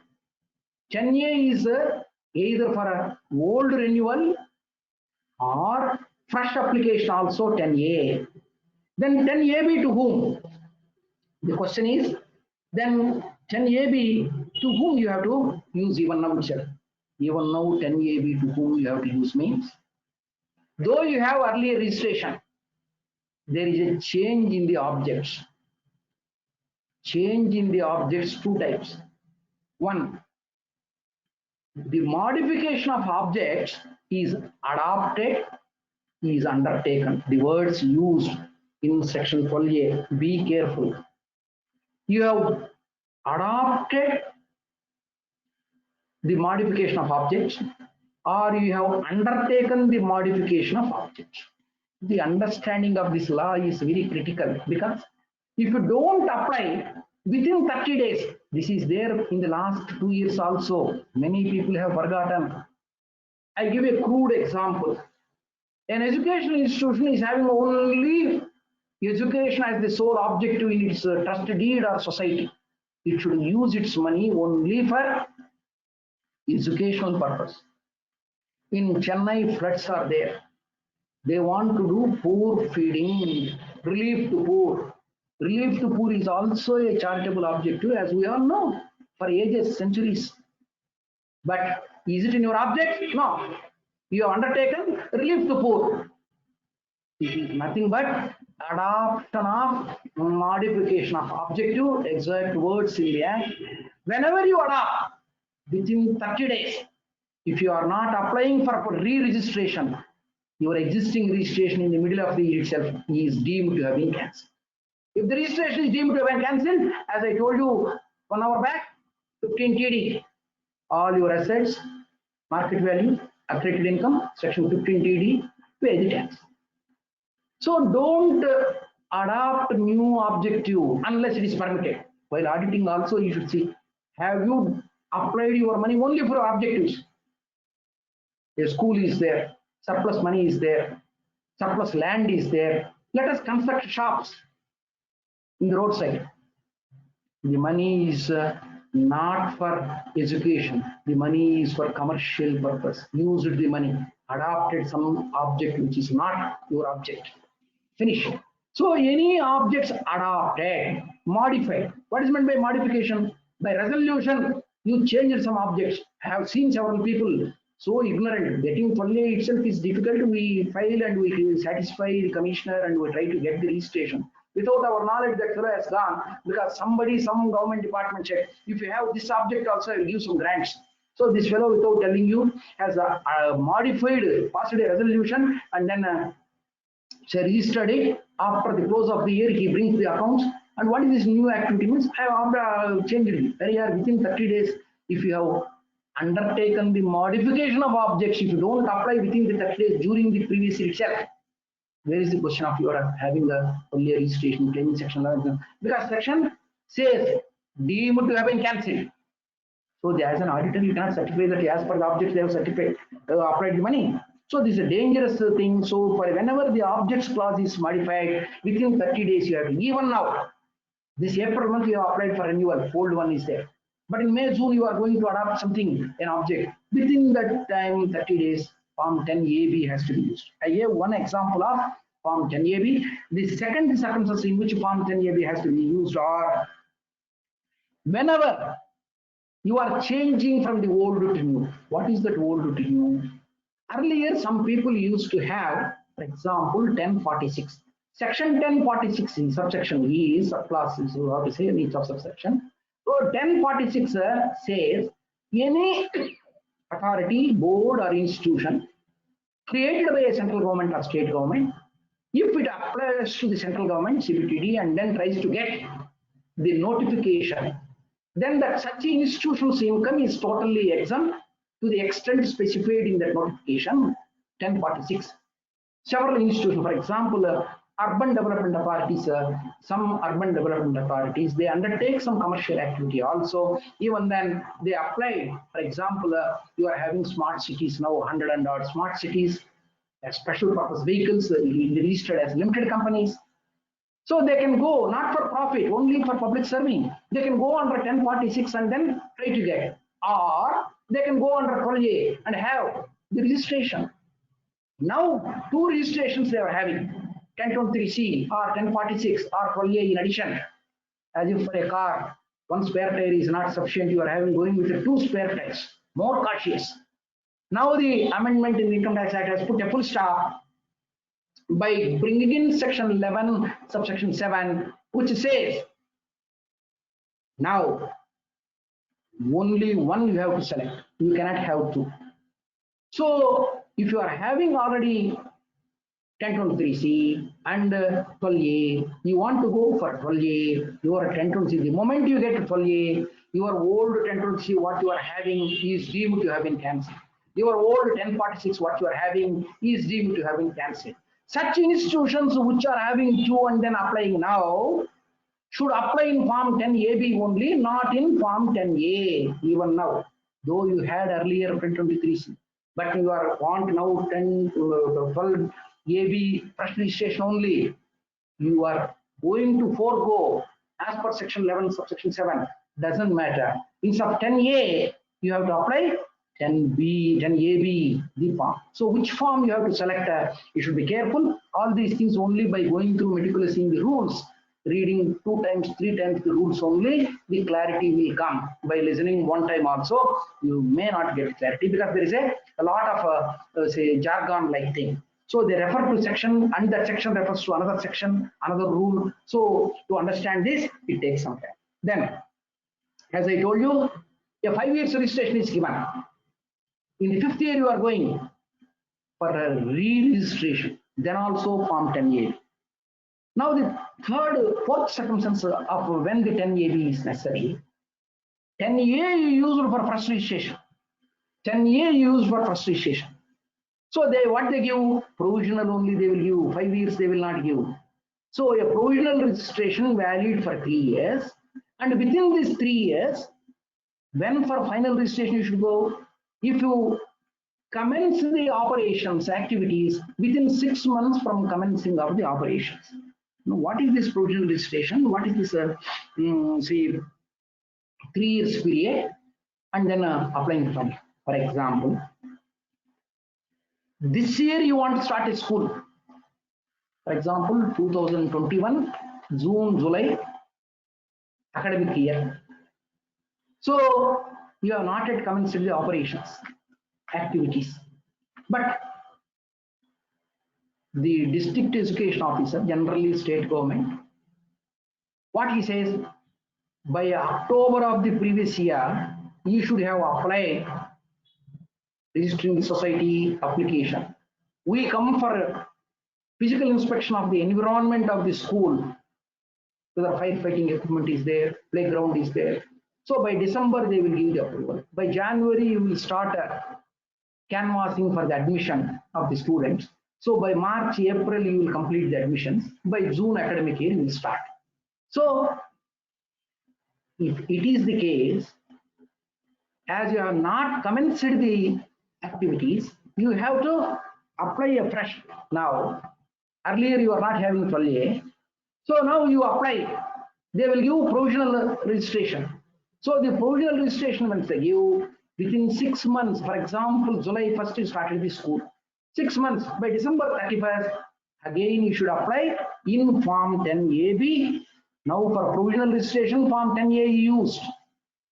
They have given you 16-digit alphanumeric code URN.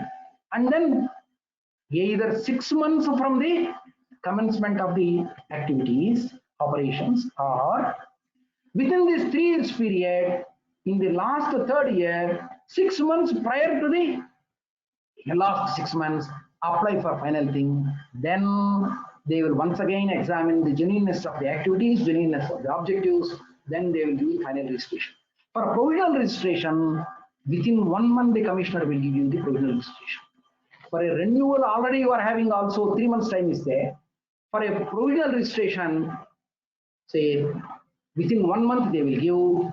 For a final re-registration, they will take 6 months to examine and then give you. That's why they said 6 months prior. 6 months prior means they they will take 6 months time. So these are the three different timings of a 1 month, 3 months, and 6 months time for the commissioner as per the rules to respond.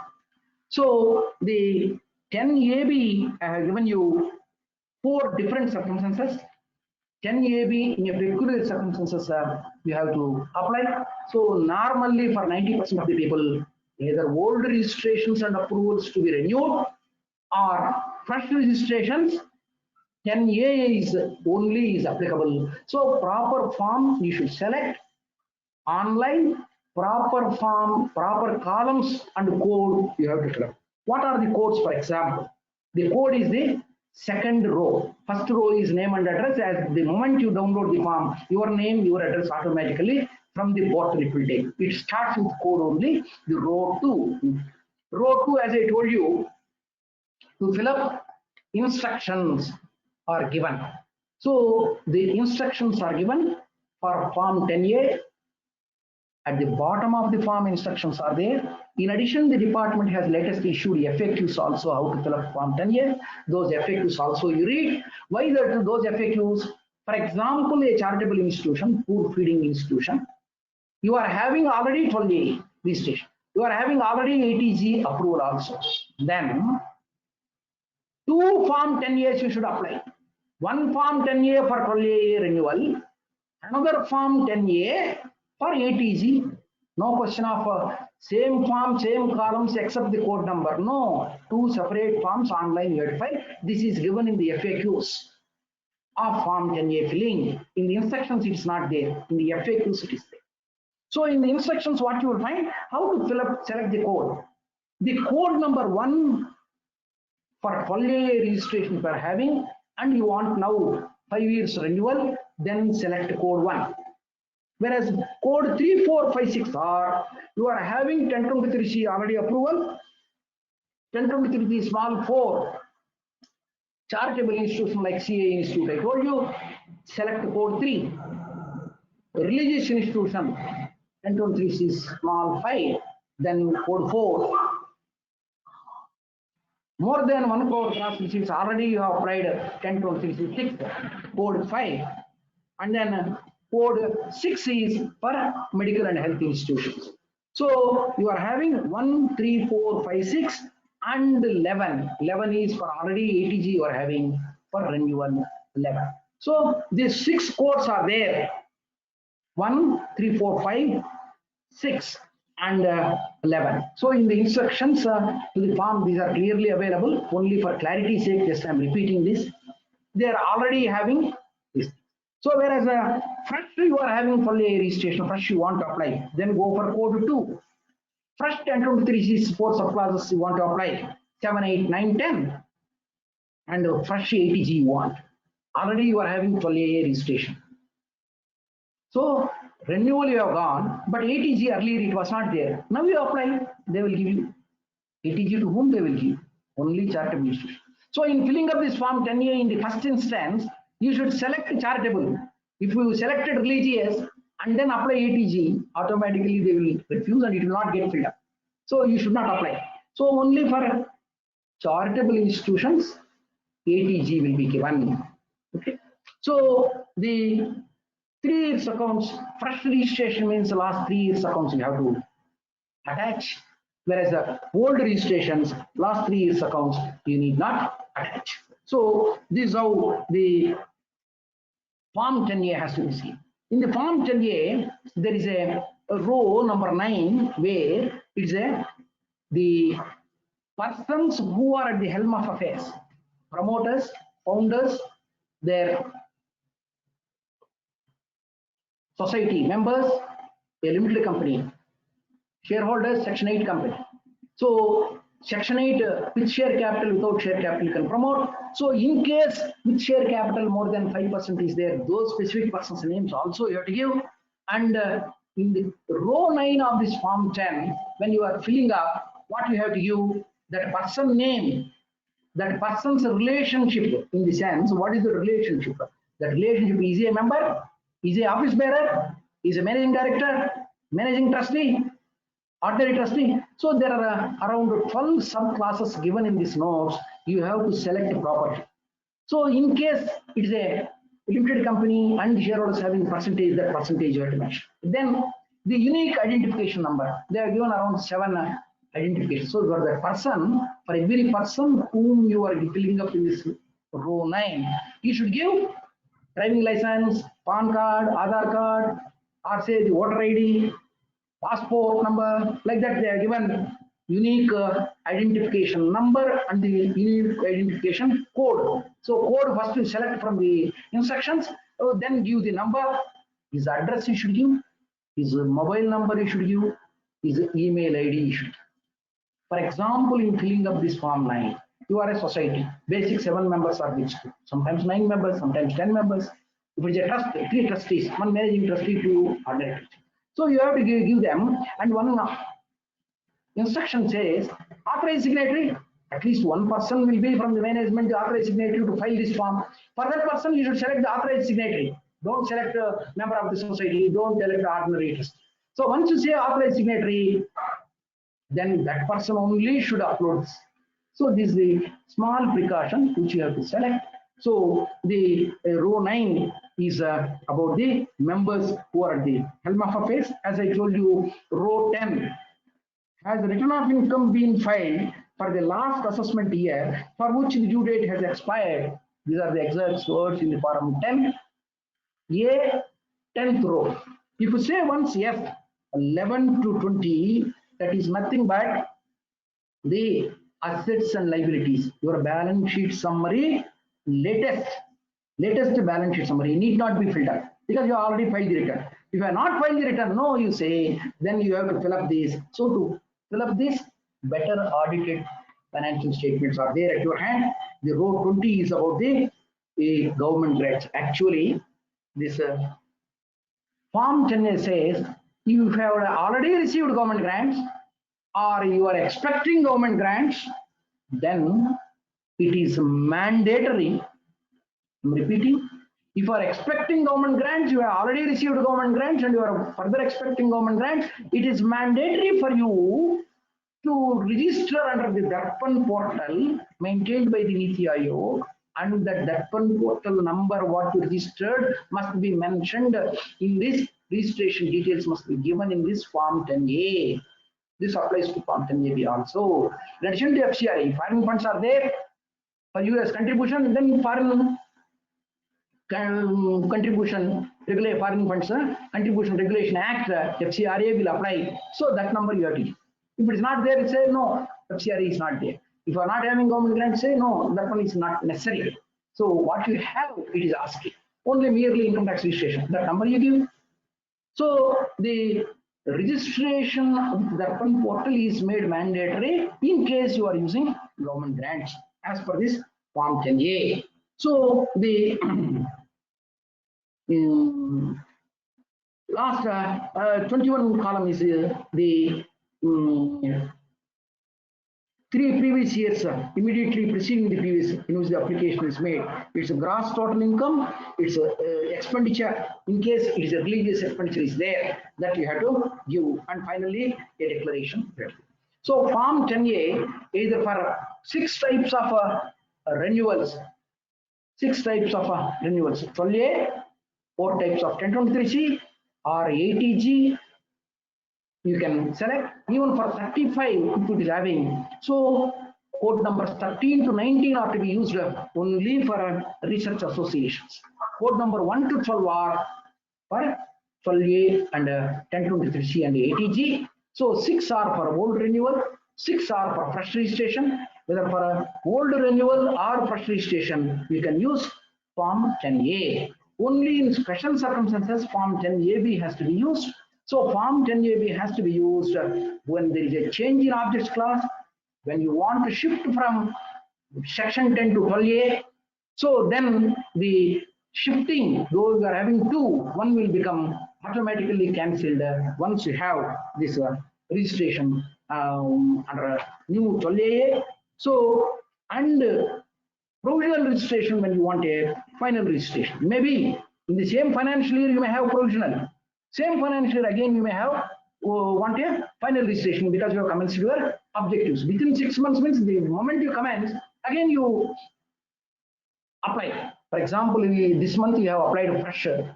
They will give provisional registration within 1 month. Say April you have applied, May they will give. July you have started the school.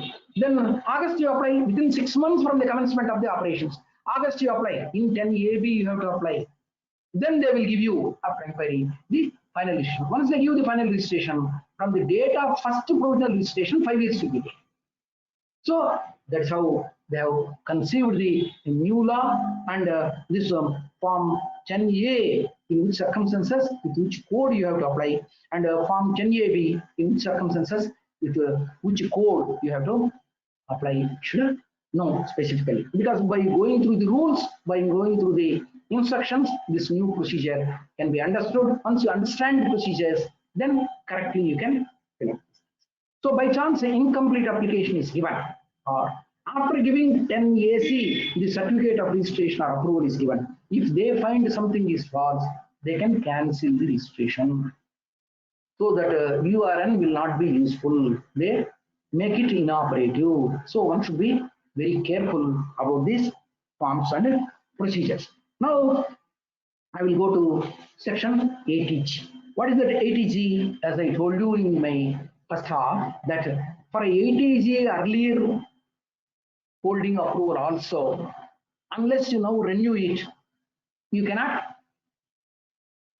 do the justice for the donors. You are an institution, you are already having 80G, you received already the donations. So from 1st April onwards, if your donations from 1st April onwards are going to be useful for deduction in the hands of the donors for deduction of under 80G, you must now comply. You must now comply. In addition to 12A, under section 12AB, registration renewal, again same form 10A, for the sake of 80G renewal, you should apply. So if it is a old 80G renewal, code 11 you select. Earlier you are not having 80G. From this year onwards, this month onwards, you want to have 80G, select code 12. Code number 12 if you select, so you will get fresh 80G registration from the portal. No physical interaction, everything faceless, seamless. So you try to know the advantage. So the law has been streamlined. So everything digitally to be verified only.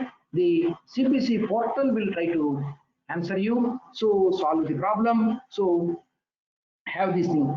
This 10AB form also to be used by 80G persons. When 80G is for 10AB, 80G provisional they will give you. Your earlier 80G is not there.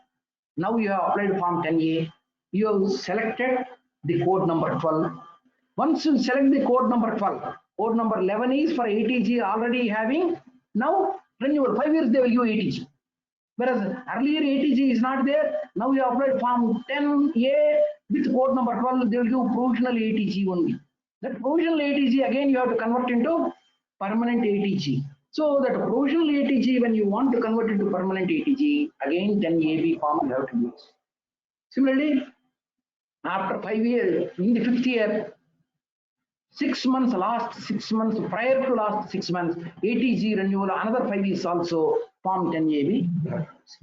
So once you have this form, then 80G, it is your duty, because the Act specified that after the close of the year, annual statement, but not necessarily wait to up to the close of the year, because the form you have to upload 10BD is the details of the donors. So donors name, address, the unique ID, and the mode of donation, So the nature of the donation, specific donation, or say the general donation. So you have to select the mode of donation, nature of donation, and upload this 10BD. Multiple uploading is permitted, because they know it is difficult at a time to upload. So multiple uploads you can make it. So this uploading form is 10BD, and then downloading form is that is the receipt. See, whenever you receive something either in cash or kind, you will issue a receipt. That receipt is not going to make him eligible to claim the deduction in filing the return of income. So what the receipt you have to get from the portal? Portal when it will be get? May 31st is the last date. So from the portal you can download that Form 10BE and it is made mandatory on the part of the recipient, the donee, to download that form and give it to donor. So automatically, if you enable it, the donor will go and download it from the portal. So enabling that downloading is the duty of the donee, not the donor. So the Act said you upload Form 10BD and enable the donors to claim the deduction, and they are going to link it to the Form 26A also. Thereby, from the portal only, the return processing will be the cross verification. The computer will do, as it is for 26As, a contractor versus contractor. To give the credit for TDS, unless it is available in 26As, it will not give credit. Or you must in the return form itself, you should say cash system, mercantile system, the difference is there between the contractor and the contractee, all that you know the process. So this is how the enabling provisions are there. So this what the new system is there. So the genuineness of these things, the commissioner, whenever he wants to examine, he can examine. What is the genuineness they want to see? Not only the objects, the activities must be genuine. So they can examine the genuineness and then grant the registration. So this is how you are having though different rules are there, form is one and the same, both for all these four types of transactions. Form is a 10A or 10AB. Mostly now 10A only. Very few cases 10AB is necessary. So by using the proper form, you will get the benefit of the re-registration or say re-approval. So the difference, for example, in choosing, somebody will ask generally, sir, whether 1020C is better or 12A is better. General question. Sir, earlier differences were there. Now difference is removed. 99% there is no difference. Only one difference is there. 99% what it is in both the cases, income has to be applied. Applied means revenue expenditure, capital expenditure. 85% minimum you should apply. And if you are having shortage, accumulation can be there maximum for 5 years, within 5 years by filing Form 10. But the only difference is Form 9A is not there. This Form 9A is there in Rule 17.1. That Form 9A is prescribed by Rule 17.1. What that Rule 17.1 says? As per explanation to Section 11.1, explanation 2 to Section 11.1, the proviso says, in case you are not able to apply some income, A, it is not received on accrual basis, you have accounted, it is not received. In the year in which you receive, you can apply.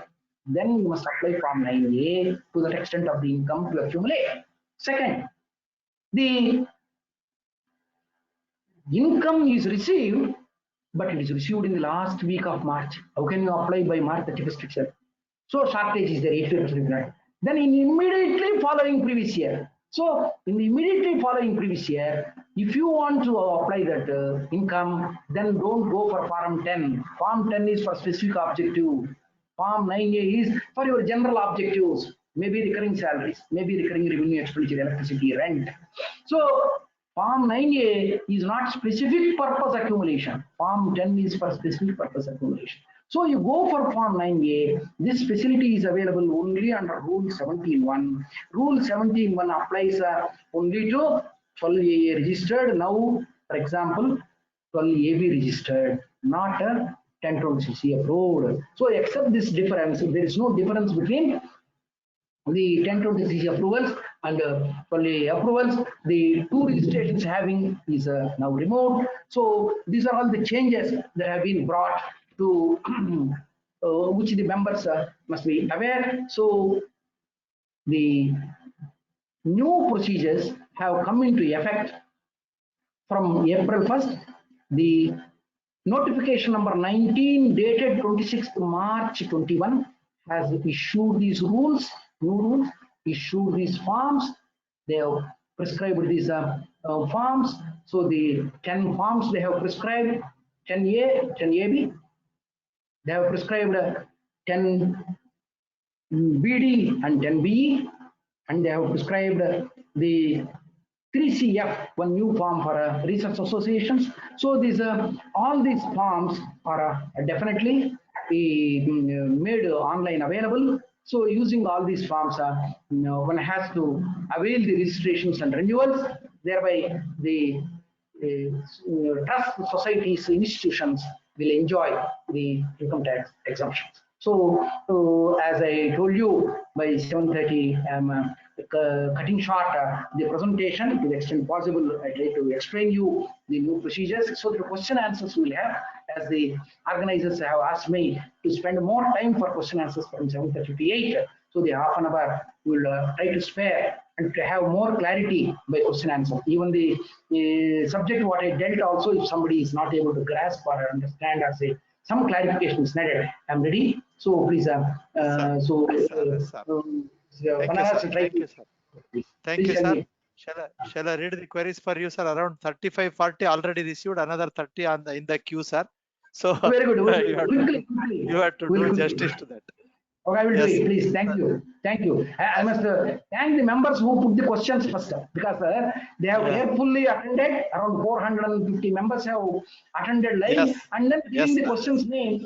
The purpose of the seminar is the webinar is really served. So I must be glad to. Please, sir, give me, sir. Yes, sir. I'll read out for you, sir. Yes, please. Please guide us how to file a condonation petition for delay in filing Form 10B for assessment year 1920. CA Krishna. Sir, there is no prescribed form for condonation of delay. We must justify why there is a delay, and then to the jurisdictional commissioner of income tax exemptions, quoting section 119(2)(b) and quoting the CBTD notification. Under which CBTD notification the condonation can be done, because I told you there are 6 CBTD notifications for return filing delay, for Form 10 filing delay, for Form 10B filing delay. Even if you want only this latest 6 months back, Form 10BB delay, Form 10BB delay right from 2016-17, only 4 or 5 months back the CBTD has issued a notification.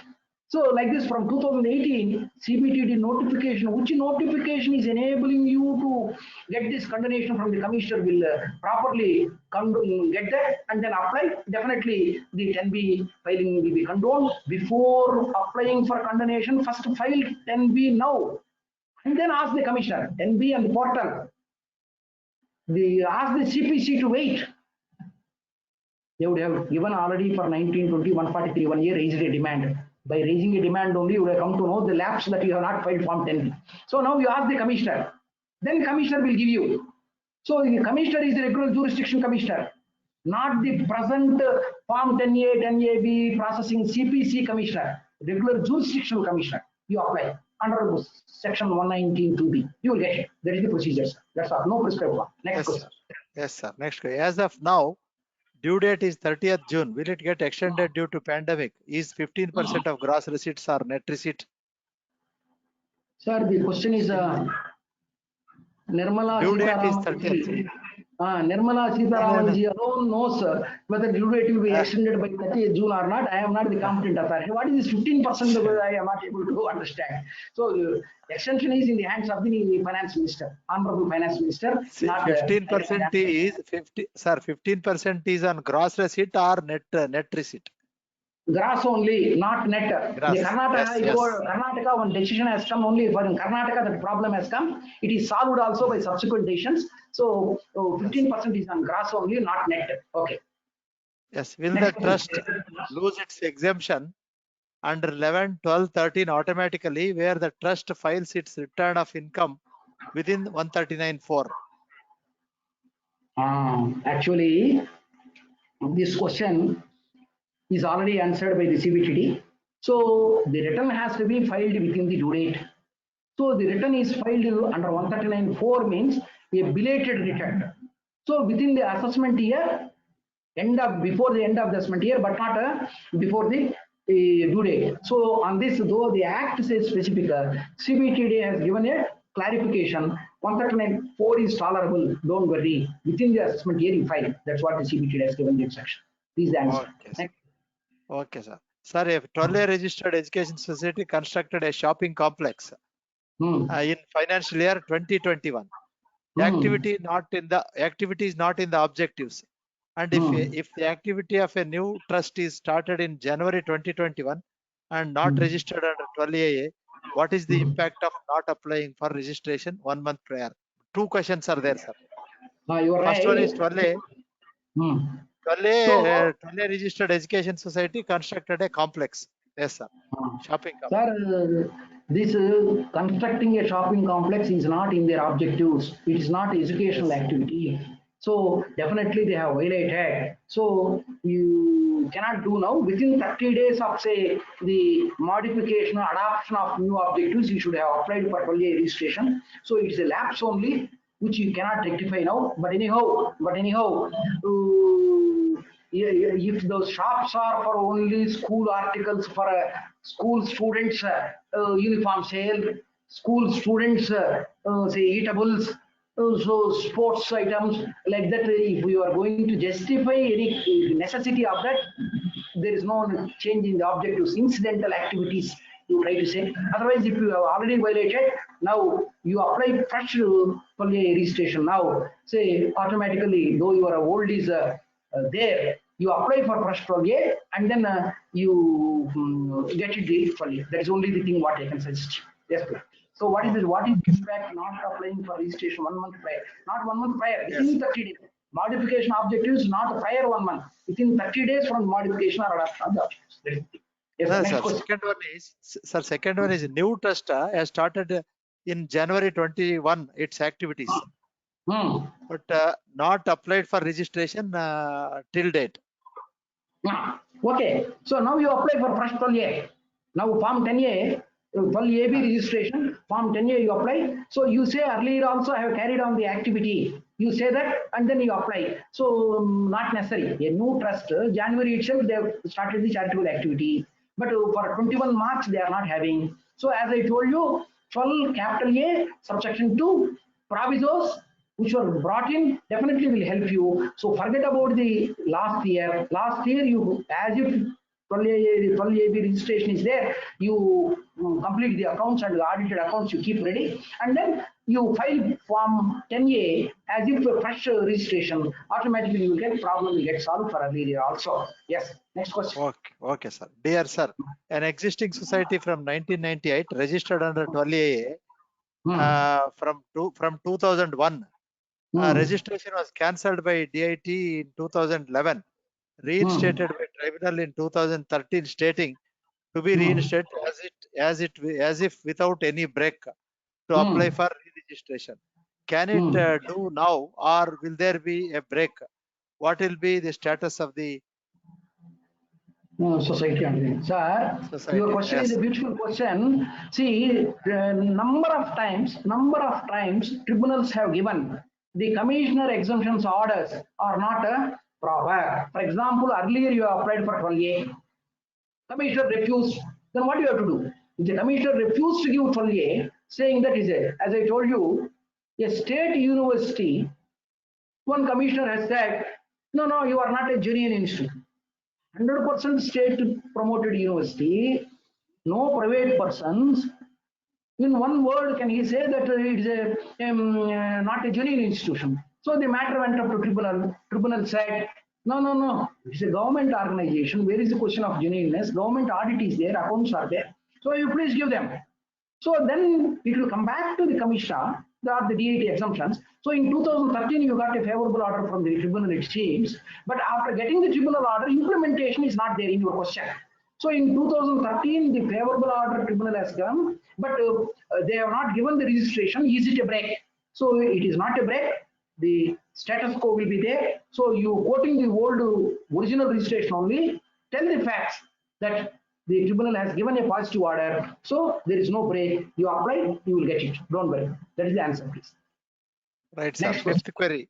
Fifth query. There are three small queries, sir. Registrar of Societies, South Madras, Tamil Nadu office location. That is number 2. Whether online facility for filing annual returns available. Details. Trust tax audit. procedure and online updation of the tax audit report procedures. A trust ATC exemption, whether can be done online procedures and details. Subramanian, 4 queries in the same question. R. Subramaniam is my friend only. I think there are several Subramaniams. There are several Subramaniams, but R. Subramaniam is my friend. I know. So this question is a lengthy question.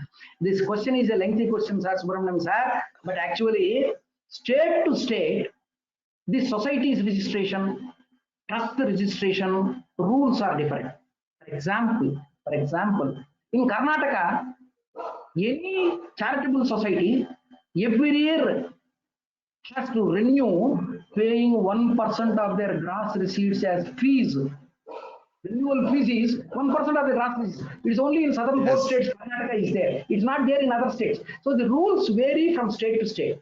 For example, in Andhra Pradesh where I am there, societies renewal, filing of all these things is online. Sitting in your home, go to the portal, file your annual accounts, file your new AGM resolutions, changing the executive body, file it. So these are all the things. Society is active there. For a trust act, sir, his question is location of the office. I have to give.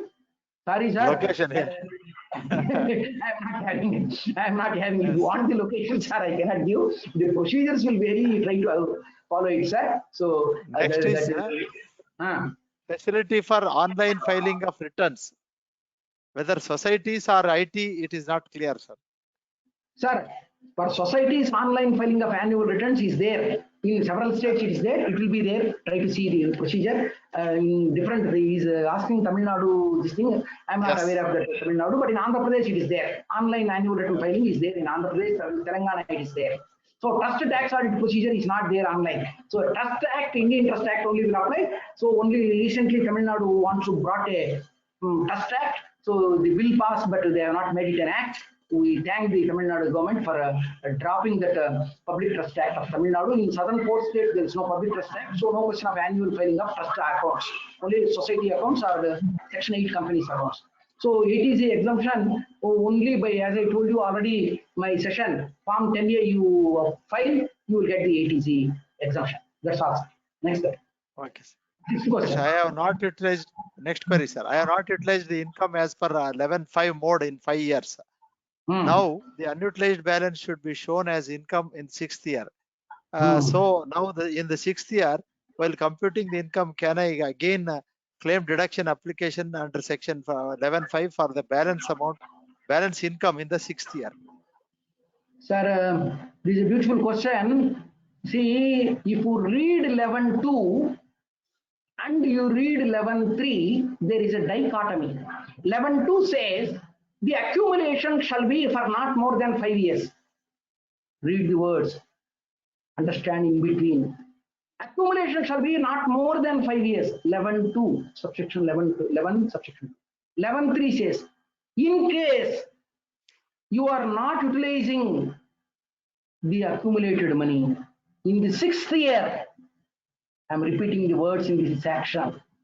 11.3 says, 11.3 subclass C specifically says, if the accumulated money you are not utilizing, applying in 6th year, then it will become the income of the 6th year. So your question, 6th year, not automatic. So you please now utilize it. You say it is applied for the objectives, you can have it.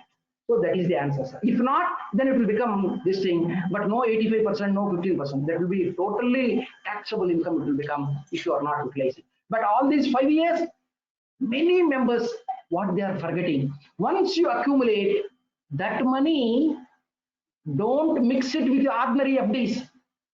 Once you file Form 10, that money to the extent of that Form 10 amount must be in a specific bank account, specific FD.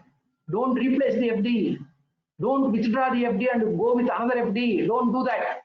The Act says continuously that money must be separate pocket.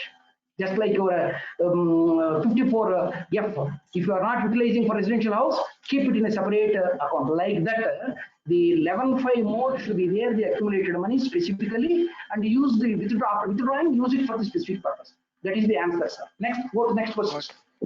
Sir, you have answered this. What is the consequence if the returns have not been filed for a religious trust for the past 5 years? Hmm. Is there any condonation? That is a notification you told me, sir. CBDT Sir, notification. condonation is not a donation. Condonation is only a reasonable consideration for a reasonable cause. 5 years returns are not filed. Will the commissioner condone? No, I don't think it will. A religious institution having 12A, if you are not filing 5 years means automatically that's all gone. So forget about the earlier 5 years. So you cannot claim, in my view, in the act there is no specific answer for it, but the practical procedure is if there is a 12A file every year, at least there may be delay of 1 year. You can do now. 20 March you could not file for 21 March. Now in April 21 you file, and then you want to file means on portal 119(2)B you have to select. Without applying for 119(2)B and then delay condonation power from the commissioner is obtained. If you file the return, automatically the portal will say non-est return. Return without 119(2)B, you choose 119(2)B. Either 148, you can file. Select after receiving 148 notice in belated return. Otherwise say no. So 5 years lapse, I don't think anybody will condone. It's not possible. Fresh apply. That's all the answers. Next. Okay, sir. What is the status of a trust or society who doesn't have 12A registration? What is the relevant ITR form for them? Can they claim application of fund as expenditure against the donations received? This is also two answers giving possibility. But what I say, if you have not filed the return, it's all right. If you have filed the return already, ITR 5 only. If you have 12A registration, ITR 7. If you are not having 12A registration or tendency approval, ITR 5 only. That is the answer. But you have not filed the return for early release. Means early release, what you have not filed, you cannot file now. So without filing the returns, 3 years audited accounts, you enclose, you obtain now fresh registration. Once you obtain fresh registration without filing the returns for earlier 3 years also, as you have complied the law as if it was there, as I repeated 3 times in the past 2 hours, 12 capital A subsection 2, the last 3 provisos you see, you will get the answer. That's how we should do it. Okay, sir? Then, okay, sir. Next. Non-approval of school building, does it come under violation? Non-approval of school building, does sir, it come under violation? Sir, you are a society, you are a trust. In unapproved building, you carried on the educational activity. So definitely in achieving the main objective, if you are violating a law, because the school building shall be in approved plan. For school building sake, you should have obtained the approval and then constructed. You have done, in my view, material to the objective will come in this case. You are an educational institution. In running the education institution in a without complying the law, any other law, means the local laws, approvals, building approval is in the municipality, panchayati or the other areas. So it's a violation only. Definitely you are not eligible for 12-year registration. Yes, sir. Next, sir. My observation, section 115 TD is applicable only when a registration is cancelled under section 12AA, not when it is cancelled due to operation of law under section 12AB.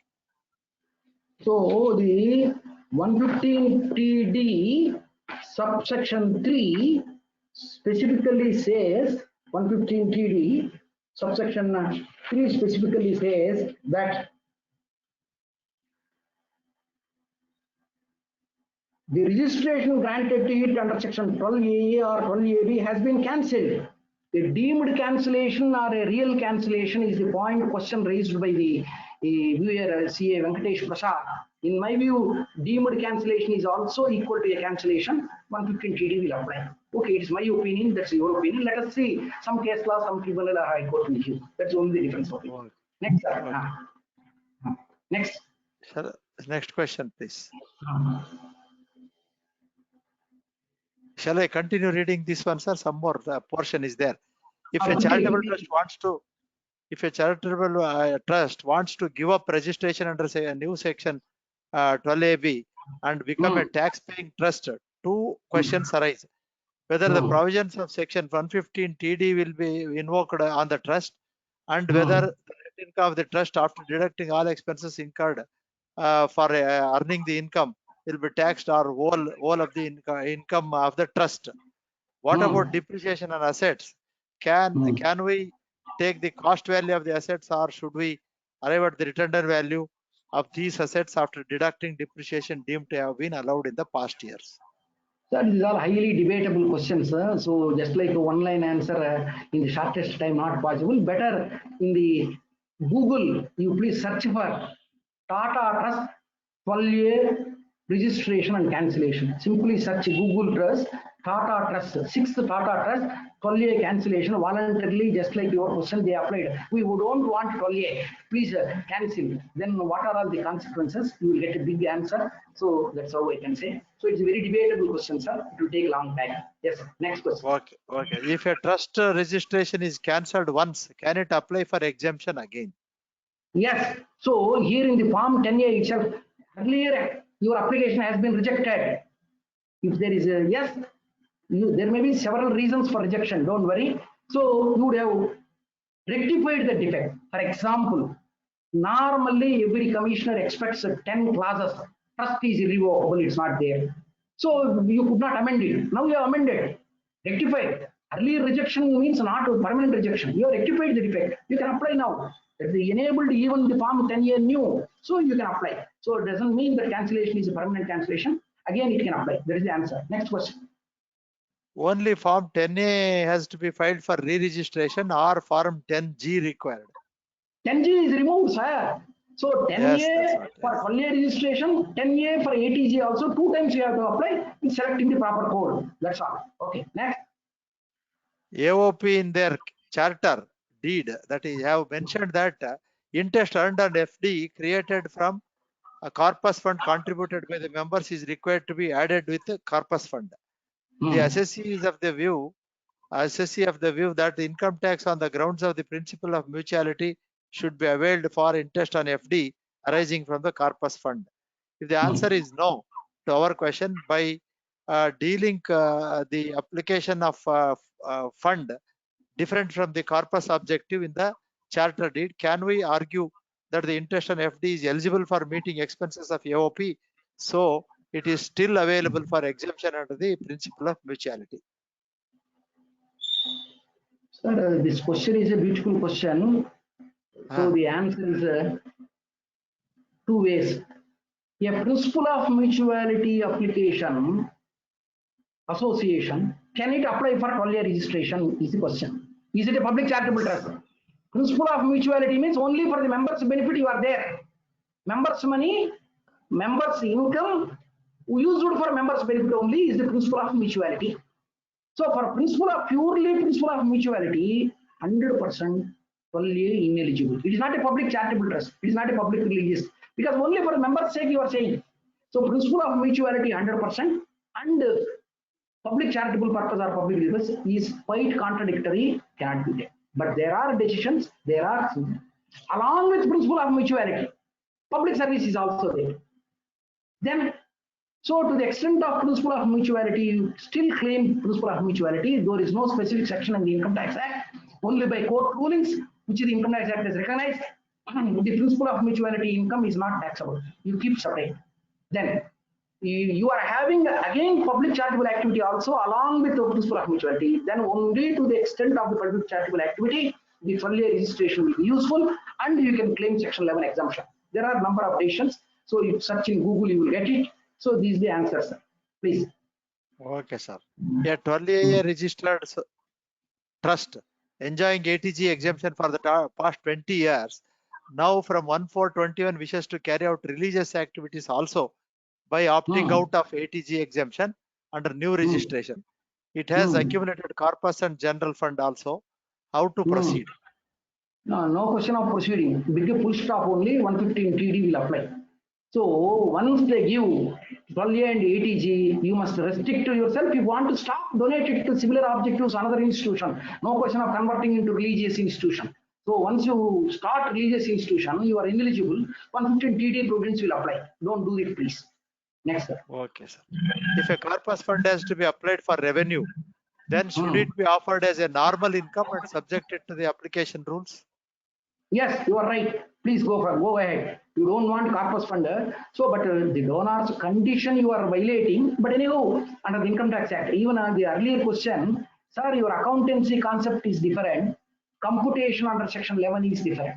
For example, a government gives a grant with a condition that you should use it for a specific purpose. Before March 31st, you have not used it. The government itself has given you 2 years time to use the grant. Show it as a liability in the balance sheet because you have to repay if you are not satisfying the condition. But under the Income Tax Act, you received the government grant, show it as income and accumulation. So don't say that it is not income. So the income word for Section 11 is any income from the property, including voluntary contributions. So all the voluntary contributions, conditional or unconditional, all voluntary contributions are income as per Section 11. So for accountancy, what is a liability? Many number of times is income for Section 11. That's how you should understand. Next question. Is it necessary to have separate bank accounts for different purposes, corpus funds? Sure, you are more maintained specifically. This budget uses the word for every separate purpose, separate bank account. You have separately use it, identify them, thereby you are complying the law. Very good. Next. Okay. If a company is donating its CSR money with a specific instruction to use it for a particular project, is it corpus donation, and will a separate account be necessary? Sir, a charitable society receives a CSR money for using for a specific purpose.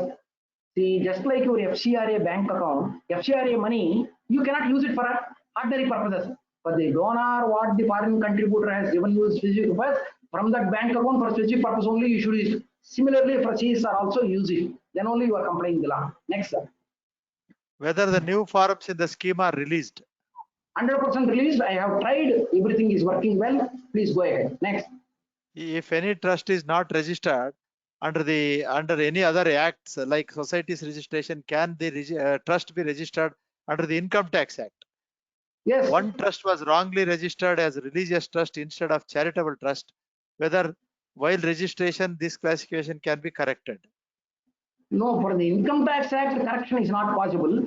So if the already registered some money is there, some transactions are there, means only court, the Civil Procedure Code Section 92, you approach a court, get your objects corrected, and then you apply for a Section 12A, the 12A registration. That is better. So yeah, even if if a trust is not registered under any other act, you are saying, so trust can be oral trust also.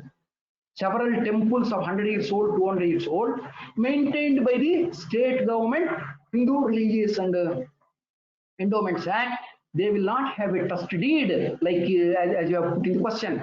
For them also, the present trustees, by self giving a declaration, there is no original trust deed. By giving a declaration, 100% you can get income tax registration. This is the answer. Next, sir.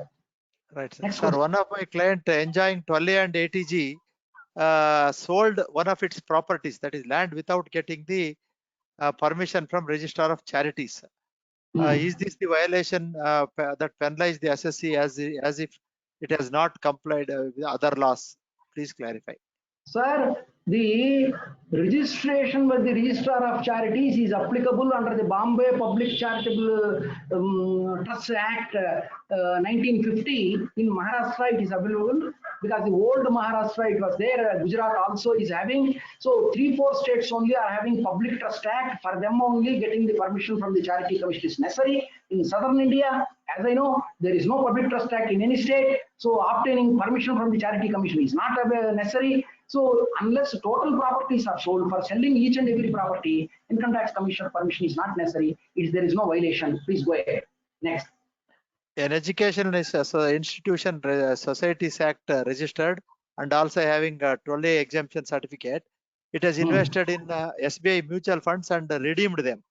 Can you explain tax exemption on redemption of mutual funds in the hands of the educational institution?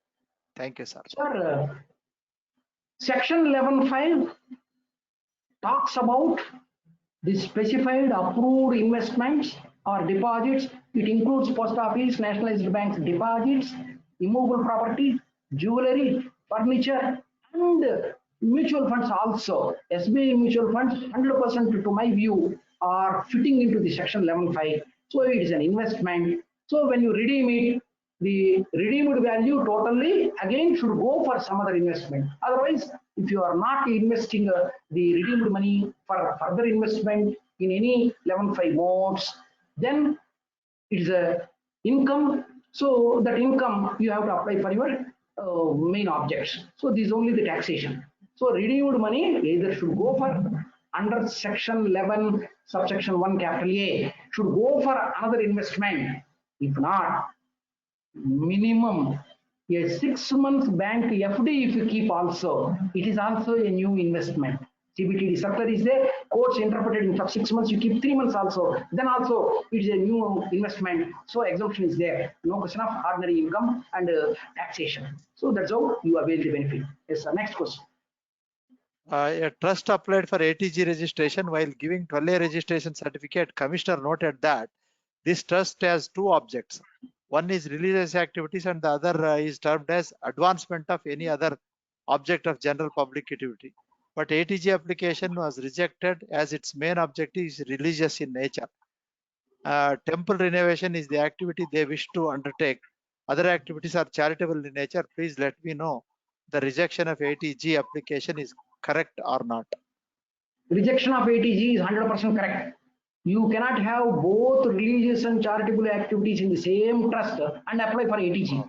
How can they know whether the anonymous donation or 115 BBC? Religious can have anonymous donation, charitable cannot have anonymous donation. So this classification, these things, that's why the commissioner rejection is 100% valid. But what you would have done, though the 12A registration is permitted for both the objects together, don't mix it. For the sake of clarity, for religious objectives, have one trust. Don't apply ATG. For charitable objectives, have one trust or society and apply for ATG. A religious institution can have charitable objectives, also can donate to a charitable. A charitable institution cannot donate to a religious institution. So try to know the difference. This is the answer. Next. Whether any trade body for Panarasi, yes, sir. now Yes, sir. exactly. So you give the question about latest question, and then with this answer we will try to complete. Now it is 8 o'clock. I'll give the latest. Okay. Whether any trade body for the promotion of the trade can apply for 12A registration if newly formed in 21-22 financial year. Yes, sir. So section 44 capital A in the business head deals with the income of a trade commerce association. So any professional association or any trade commerce association, there is a special income mode in section 44A. So you please go through that. So trade association normally will be for the members benefit only. Principle of mutuality will apply. Number of times the finance ministry has given that these trade associations, when they are meant for only members benefit, principle of mutuality will apply. Once 100% principle of mutuality, no question of giving 12A registration. It's not for public charity. You are not doing any charity to the member public. So then you need not apply. So go with the principle of mutuality only. That's how you should take it. But once trade association carries on any specific trade related activity, it amounts to a business income. In section 28, to my memory, subclass 5, that any trade association doing specific activity is business income charging. Section 28 is there. So you be careful, but 12A and ATG for such institutions will not be given. Okay. I think you can conclude that. Sir. Yeah, you are Sir, one small request, sir. If you can take these questions at a later stage and answer them by mail, if at all they share their mail ID. Sorry, it may not be possible. The time constraint and the work pressure load. So it may not be possible. I will try. I cannot say no to everyone. If a small one-line answer is there, definitely I will give. If it is a lengthy answer, I may not be able to. Okay, sir. Okay, sir. Thank you very much. So we'll conclude, sir, with your permission, Chairman, sir. Chairman, yes, sir, can we conclude? Yeah, you can conclude. You can conclude. Yes, sir. So exactly, thank you very much, sir. We exactly started 5 o'clock with the end up with the 8 o'clock. That is our past chairman of SIRC, time consistent. You have to start on time. Sir, Yes. time conscious. It is the nature's beauty. Nature is Yes. whether flowering, seasoning, anything. Yes. The Yes. nature's Yes. beauty. We should all follow with the nature only. I am following the nature only. Thank you. Yes. So, sir, thank you very much, sir. At this young age, I repeat, you are able to speak for 3 hours, with a small break of 10 minutes. It is hats off to your efforts, and you have been known for your dedication and sacrifice for the profession, both as a teacher, as a paper presenter, as a scholar, and as a leader of SIRC. So thank you very much for your time and efforts that you have done. And today it was so lucid that most of the points were made very, very clear. But if the chairman permits, we may have to have one exclusive question answer session like bank audit for this one sometime later, because most of the queries are not answered today. One more time, Phalguna sir and another Next month we can give, sir. Yeah. Maybe panel. members can try to register. Yes. Out of that registration, maybe they will get some lot of issues. Then Yes. next month we can give evening session, Yeah, 2 hours session, only for I question agree for and it. I agree for it. Thank you. Yeah. Yes, sir. Thank you very much, sir. So thank you very much for your time, and also we thank your family members for sparing you for such a long time. No problem. As you- Yes, sir. I thank my chairman also, because he is so meticulous in selecting the topics and also sensing the difficulties of the members. See, Girish Ahuja sir spoke on 1st of April, but still this program is conducted. Almost 450 members attended this webinar. That shows all the members could not get the benefit of that April 1st program, as he presumed. That is the right, and it's a fact also. So thank you for taking up this topic, and also taking my request on behalf of the members also for one more session of question answers, because Thank the you. feedback on bank audits is so good, especially Yes. question answer session. Same way this also needs, and we on behalf of the members, I am here to assure you on behalf of the SIRC to have one session on that. Yes, sir. On behalf of SIRC, I very wholeheartedly thank all the delegates for taking this interest and participation. So many queries are there. I was tempted to request Phalguna sir to stop at 7 o'clock because of the queries. We wanted all the queries to be answered. We will definitely take up those things in future. Thank you all the delegates. Your participation is the inspiration and support for us only to go for better programs and continuous programs. I also thank the back office of SIRC. And yes, sir, you can speak for him. I thank the SIRC chairman, secretary, managing committee, and the staff who have enabled me to present my views. So the SIRC chairman, when he asked me, I readily accepted. So for the opportunity given, and this many members participating actively also, I thank all the Southern India members who have given me the opportunity of addressing them individually to their faces, though I am not able to see, but I am sure I could do some value addition. Definitely, I thank all of you for giving me this opportunity. Yes, sir. Thank you very much, sir. I also, last but not the least, our technical support from Selva. He should always be given a big thanks, because earlier we were not able to do these technical programs before this pandemic. This pandemic has taught us to use technology, and definitely that is ably supported by technical hand and team with the support of Mr. Selva. Thank you, Mr. Selva, for this technical support. Thank you all, and we'll call it for the day. Thank you very much. Thank you, sir. Thank you. Good night, sir. Good night. Thank you.